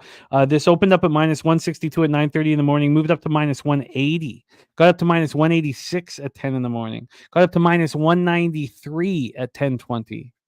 And now we're all the way down to 136. Wow. Very, very interesting. Take it away for us here. Brizzy, your thoughts on Wolves Lakers? Yeah, the public, we'll just talk a little bit about what I expect for this game. The public kind of sees Cat being traded for Julius Randle and Dante DiVincenzo and are asking themselves, what the fuck? But in reality, that was the right move. This is a transition year for ownership for Minnesota. I think it's like two people own the team. And with Anthony Edwards getting paid the big bucks this year, they're about to be in the luxury tax. And who the fuck is about to pay for the luxury tax if you don't know who owns the team? And how do you eliminate the luxury tax? You trade away the asset that doesn't really fit the team. And that's Karl-Anthony Towns being replaced by Naz Reid. For anybody that watched the Minnesota Timberwolves in the playoffs last year, Naz Reid was really outplaying them down the stretch. He was looking real good. The Lakers are kind of in a different situation. Watching their media day stuff with new coach JJ Redick, he's got the team all ready to go in good spirits heading into camp. But JJ's playing more of the long-term game with this team. All the players were really explaining what their defined roles were for the upcoming season, and he's saying all the right things. Like, for example, Christian Wood, he said, I need you to get back to being an aggressive scorer like you were in Houston. D'Lo, I need you to have a career year. Rui, can you shoot more? I like the way your form looks. I know coaches tell you to drive, but we need you to space the floor out for the team. The Lakers are going to garner public attention with the popularity of the team, but this isn't the LA Lakers spot. They lost 15 out of their last 18 preseason games straight up and ATS. Yeah, they're going to want to play for JJ Redick, but I don't expect the starters to go any longer than 2 rotations, maybe 3 stints to start the second half. And that's where the edge lies in this game. I think there's a huge edge in the second units for me. The Lakers' second unit is featuring cast of players like Jordan Goodwin, Gabe Vincent, Max Christie, Colin Castleton, and Jackson Hayes. When you look at the Minnesota side, their bench is going to be featuring players like Skylar Mays from the Portland Trailblazers last year, Jordan McLaughlin, who played really good minutes last year, Rob Dillingham, rookie from Kentucky, Terrence Shannon Jr. I'm telling you, with the North Dakota State bet last year in that first round of the NCAA tournament, I fucking learned real quick Terrence Shannon Jr. is damn near probably a top 5 just scorer in this draft class. And then you have Rob Dillingham as well. Rob Dillingham ain't never seen a shot that he ain't ever fucking liked. Straight from Kanye's old high school was Rob Dillingham before he went to OTE that senior year for high school and then went to Kentucky. I'm really high on their bench. Leonard Williams, PJ Dozier, who the Denver Nuggets tried to start at shooting guard last year and it failed miserably, but he's coming off the bench. We just need him for the bench minutes. Luka Garza is down there, and then you got Eugene Amori, who started a lot of games last year for the Wizards last year, and then you got Jesse Edwards, West Virginia starting center last year, but most notably was on the Syracuse teams that were pretty good. He's just another 7-footer. Usually with the new cast of players on a team, it's a wait and see, but I think they're going to go to work here in this game, and I just feel like if you're looking at the starters, yeah, I think the Lakers obviously would be the move if you're looking at the starters, but this is a preseason game. Minnesota last year to start off their preseason went to fucking Abu Dhabi, had to do all this other extra shit.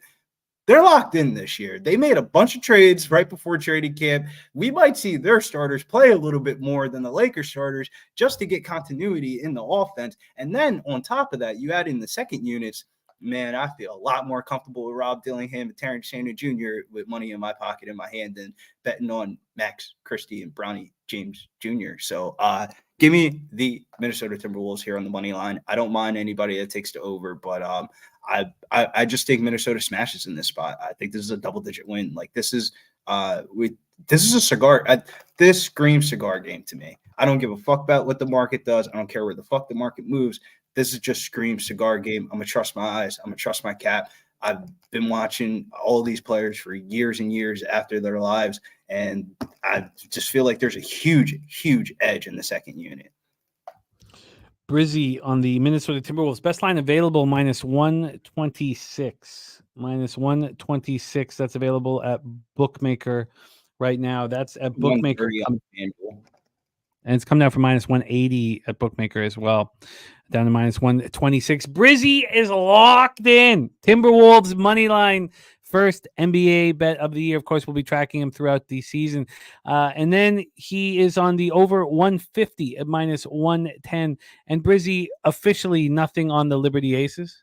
Yeah, nothing on Liberty Aces. I play a lot of WNBA daily fantasy. I'll get my action in WA daily fantasy there in that game. I don't think I need to put American earned dollars on a team that I think is like, you cannot watch the Aces play for longer than 2 hours and be like, this team won the WNBA championship 3 years in a row. Get the fuck out of here. Like, I love it, Brizzy. I love it, Brizzy. Before you go, my man, tell us a little bit about what's going on for UFC 307 here on Pub Sports Radio.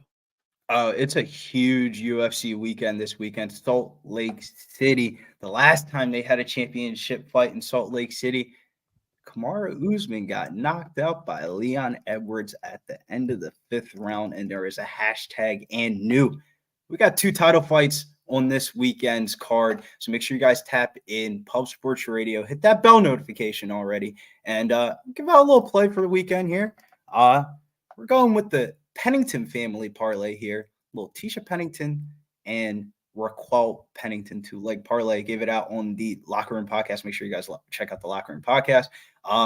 But I really do like, if I had to pick between the two of like which one's better, obviously Raquel is better than her significant other, but I really like Tisha Pennington on the money line this weekend. She's fighting Carla Esparza. Carla Esparza was a former champion, but she didn't won the belt, went off to the sunset, then had a pregnancy with 2 twins. She didn't got married. She didn't win around the world back. I don't even get how she's fighting. This is probably just her last fight in her contract. She says she's going to retire after this fight. The UFC does a thing where they want to make sure these people retire on a fucking loss so they don't have value going into the market. I like Tisha Pennington a lot this weekend. I love it. Pennington parlay and Tisha Pennington alone. I love it. Brizzy also on the Timberwolves money line in the over 150 in Lynx, Connecticut, son. Brizzy, thank you so much for making time for us. Please support the Locker Room Podcast. It's spectacular. They do such a great job. Shout out to all involved in that one. And thank you for rocking with us, man. Support Brizzy on X at getting_bills_. Brizzy, thank you for rocking with me today, my man. Have a great weekend and crush UFC 307, my man. Any last words for the Capper Sporting Show? Yeah, let's get to some cash this weekend. The time of the year is now. All the kids have been in school for a month. You got your routine down. Now it's time to make some motherfucking money like Skunk Blaster with that 1999 donation. Happy birthday, Jimmy. Hope you have a wonderful day. Wish you all the monies in the world. We appreciate you and everything that you do in this community. In 15 years, when I turn 45, I hope to be the man that you are. Respect, Jimmy the GOAT. Hell yeah, Jimmy. Happy birthday. And man, what a fucking weekend we have prepared for your birthday weekend here. Let's make some fucking cash. Let's make buckets of cash. Skunk Blaster, thank you for the extremely kind words, man. It means a ton to me. It means a ton to me to be a part of this community, and it just means so much, man. It means so much, and I'm very thankful. Thankful to rock with you guys, on my 45th birthday, milestone birthday. Get to rock with you guys here all day, and it means a ton. Let's review all action here on the show. I'm on the Sabres and don't look good. Remember, my whole plan, Sabres lose today. I'm betting them again tomorrow. So we'll deal with the consequences if they so show their ugly faces. Then in CFL, I'm on the Tiger Cats plus 4.5. That's moved to 4 now. Interesting that happened. So it's moved to 4. Let me go back to it. And then the under, which I loved, which was climbing up to 53.5, had taken a big drop down to 50. Oh, now it's at 52.5. Jesus, these lines are moving fast. So it just went up a point after dropping to 51.5. Wow. And then I'm on the Elks plus 2.5. So I got 4 spots on these 3 games. T Great, thank you, my man. It means a ton. Thank you to all you guys, man. Ron Crawford, CFL play today. Ticats plus 4.5, rocking with me. Thank you, Tim Montana, my guy. So that's CFL. In college football, Noli moving on the under in Jacksonville State, Kennesaw State. Wine time on the over 58.5 in Houston, TCU. I bet the under 52.5. I'm about to bet Michigan State and Syracuse. I'm about to bet both of them here when the show's over. Also, Wine Time gave us the under 47 in UCLA, Penn State, and Washington money line. I'm already on Washington money line. In MLB, Sharpie's on the Tigers team total under 3.5 minus 142. I'm going to parlay that. I'm going to parlay that under 3.5 with the team total on the Tigers. I'm going to parlay that with the Royals team total under 3.5. Works out to plus 185. And I'm also going to be on unders. Hearing that Ragu's on the over, I've got to figure out exactly how to bet this. I don't want to double up. If I'm already taking the Tigers team total under, I don't know how much more I need. Then the first 3 under and the first 5 under in Mets, Philadelphia. Then Sharpie on that Royals team total under 3.5 that will tie to the Tigers. And then I like both the spots that Sharpie's on, the under in Padres and Dodgers and the Cease K over. I expect to be on both of those. And we just went over all of basketball. That is our show for today. But first, we race. Jose, I know you are not feeling well. Are we able to get our race together? $50 up for grabs. Pipe Layer, thank you so much, man. Thank you so much. Okay, so Jose needs a couple minutes here. A couple minutes to set up our race. We'll race. I say we race camels. I say we put them all in one heat. Maybe make it a minute and a half. I can call the whole race because I know you're not feeling well. So let's race, says Kelly McInnes. $50 up for grabs here. $50 up for grabs. Taking a look at the live situation here, the Sabres are a plus 425, and there's a plus 2.5, minus 115 available. Neither of those appeal to me. Now, I had great success last year live betting my team as soon as they went down 1-0, and only live betting it the one time. I didn't do that with the Sabres here. I'm not watching the game. Of course, those are games that I'm watching. So, I'm not doing that here. In basketball, we need to get to this over for Justin McKelvey in Celtics Nuggets. Only 40 points were scored in the third quarter to hurt that. That live total is at 209.5, and Nuggets are minus 1.5 at minus 120. So that happening here. Jared TG, thank you, my man. Thank you. And Jared, the only future I've moved on is the Oilers. But we'll be talking a lot more about futures when we get back in business here after the weekend. Again, it's just these two Europe games. We don't start the season until October 8th. Thank you, Big Ragu. Thank you, Gerald Jones. Thank you to all you guys. It means a ton. Am I lying? Says, roll over my winnings from yesterday. Wow. Do you hear that? Wow. Am I lying? Says, roll over my winnings from yesterday. What a guy. That means we've had Cody Norton, Nuke Worker, and Am I Lying rolling over their winnings. That means this is not a $50 race. If you sent the email, no, I'm sure that it would be gone. I'm not the one who handles the email. But you don't have to roll it over, my man. We want you to be supported here. But wow, roll over my winnings. Am I lying? 150 American. He could have just put in his pocket. What a guy. Wow. Am I lying? You're the man. Look at that. Okay. So now we have $200 up for grabs. What a great group we have. Cody Norton, Nuke Worker, and now Am I Lying, rolling it over. What a great group here.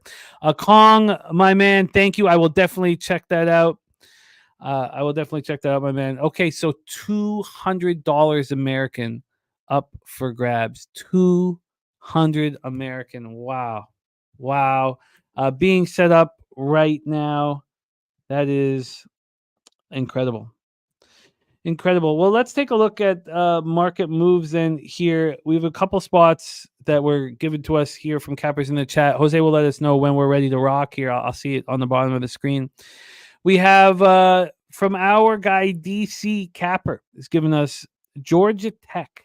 He says, go bet Georgia Tech. It's your birthday pick, Georgia Tech. Big Show says, good luck, Big Show. $200 up for grabs, man. It's a nice chunk of change here.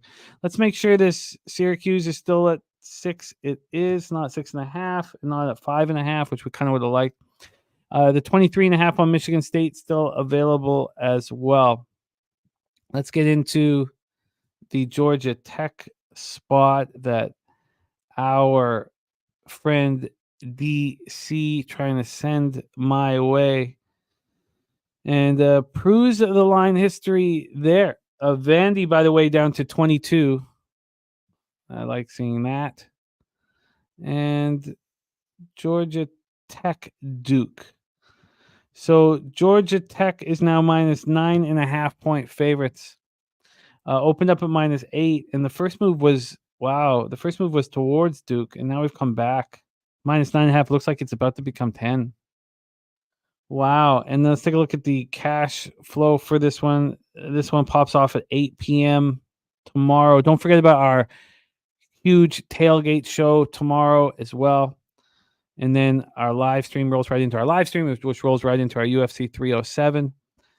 Let's see what this. So Georgia Tech has 51% of the tickets and just 59% of the cash, and this market's moving that quickly towards them. Ron Kozlowski hit Georgia Tech yesterday at 9. And look at this. Big Ragu says, make it a dono if he cashes. Wow. $200 up for grabs. Tim Montana BX has just tried to sign up for gold membership. Says he'll be a gold member next show. Respect him. There's a lot of cash up for grabs right now. A lot of cash up for grabs. I'm going to copy and paste that. What kind words from our friend, the Skunt Blaster. Very, very, very kind words. Copied and pasted that. Thank you, my friend. And Jose, are we getting close to camel racing, my friend? Are we getting close? Iowa team total over 12.5. And James Madison, UL Monroe over 48 for Big Ragu. Get that copied and pasted right here. Locked and loaded. And, 13 points in the opening 4 minutes. Probably not enough, but it's going to be close. That live total for you, Justin, is 208 and a half. 208 and a half. About to start the second period in Devils Sabres with the Devils up 2-0. MMA Mad Hatter, thank you. Let's get this cash this weekend. Let's all get paid in full. I'm ready to lock in this action. I'm champing, you could say. I am champing. Ron Kozlowski says NFL play of the day, New York Jets. Play of the day, dog. Jets at +2.5. I guess we can quickly go over that, both college and NFL for me. I've only made 5 bets. It was very difficult to stay off the Buccaneers last night, which I did and was able to somehow manage to do it live as well. This is my action here for NFL. I have Miami, New England, first half under 17.5 at -115. That's gone to 17 despite the full game moving up to 36.5. I'm on the Bills money line, Giants +6, and the Steelers -2. It is time to race.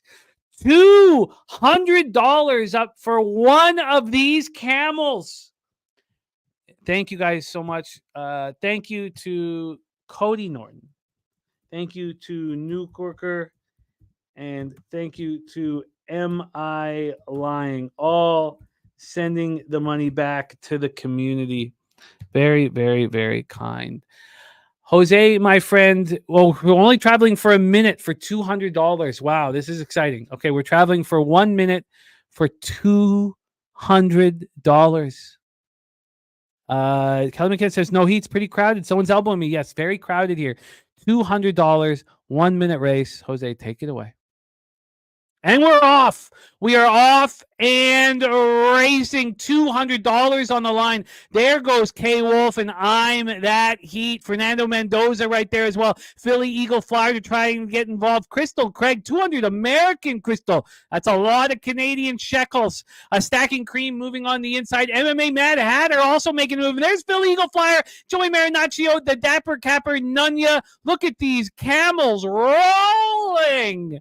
Stacking Cream trying to get more involved. There is I'm That Heat trying to pull away in the final third of this race. $200 on the line. I'm That Heat pulling away. I'm That Heat is pulling away with 14 seconds left. And here comes Jose Bouquet. Jose Bouquet making a power move. Jose Bouquet trying to get to the wire. Jose Bouquet pushing.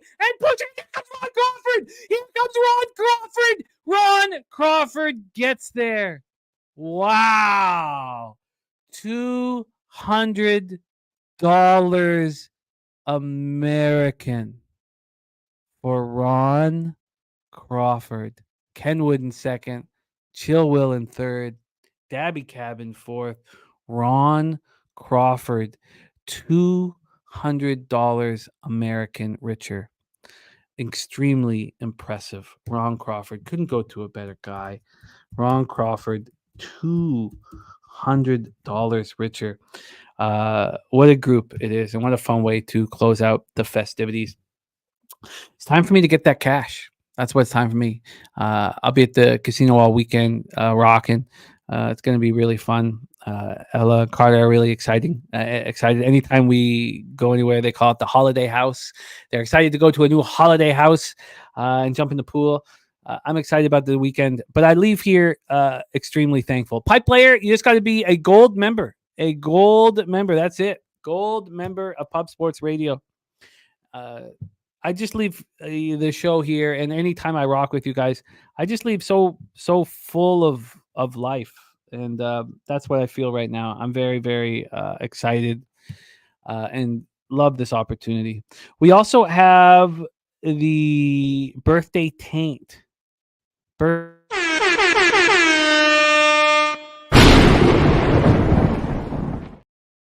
Birthday taint. Michigan State plus 33.5. Childs 1 passing touchdown and Velling 25 yards receiving at plus 230 is the birthday taint.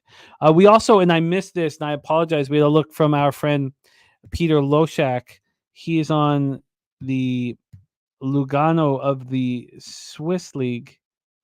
See if we can find that here. That is Sweden or Swiss? I think it's Swiss, right? Yes. You get to. No, is that Swiss? Let me look back at this. Sorry, take another look at our friend Peter. See where this was. I hope I didn't cost us. He's on Lugano, Swiss hockey. Why can't I find the Swiss Hockey League? Oh, there we go. Swiss Lugano down 1-0. Maybe that's a live betting opportunity at plus 200. Again, I'm not watching. I won't do it. But that is Lugano. Still 2-0 Devils. Thank you guys. Raymond Reichart, thank you. Thank you to all of you guys. Joy Marinaccio, all of you guys. Raymond Reichart, Big Rigu, Billy Friedrich, Gerald Jones, Tori Coker, Oldie, Ron Crawford here ready to go. Pipe Layer, Kent Davies, Phil Eagle Flyer, Billy Friedrich, MMA Mad Hatter, Tori Coker. Thank you guys so much. Christopher Comentini, Justin McKelvey, Am I Lying, Nasty Nate, Big Show Picks. Respect to all you guys, man. Nunya, Leroy, Flood, Aditya Day says, how do I join? All you got to do is be a gold member, Pub Sports Radio. Jose, I hope you feel better, my man. And the NCAA play of the day from Ron Crawford is Mizzou plus 2.5. From the bottom of my heart, thank you guys so much for supporting our channel and saying all the kind words to me on my birthday. It truly means a lot. And I can't wait to do what we do. And that's gamble, baby. We do the work. Now we get our action in, and hopefully we ride high all weekend long. I won't see you guys again until NFL Pub Hub on Sunday. Justin McKelvey making his NFL Pub Hub season debut for Pub Hub for Noli Knows. It's going to be a lot of fun. So NFL Pub Hub this Sunday is when I'll see you guys next, and then we'll have the live stream Sunday night, and I'll still be in booze mode. I can promise you that. So thank you guys. Now let's go get that cash. Thank you, Ken. Thank you to all of you guys. Let's go get the fucking monies. Let's check. Those bookmakers.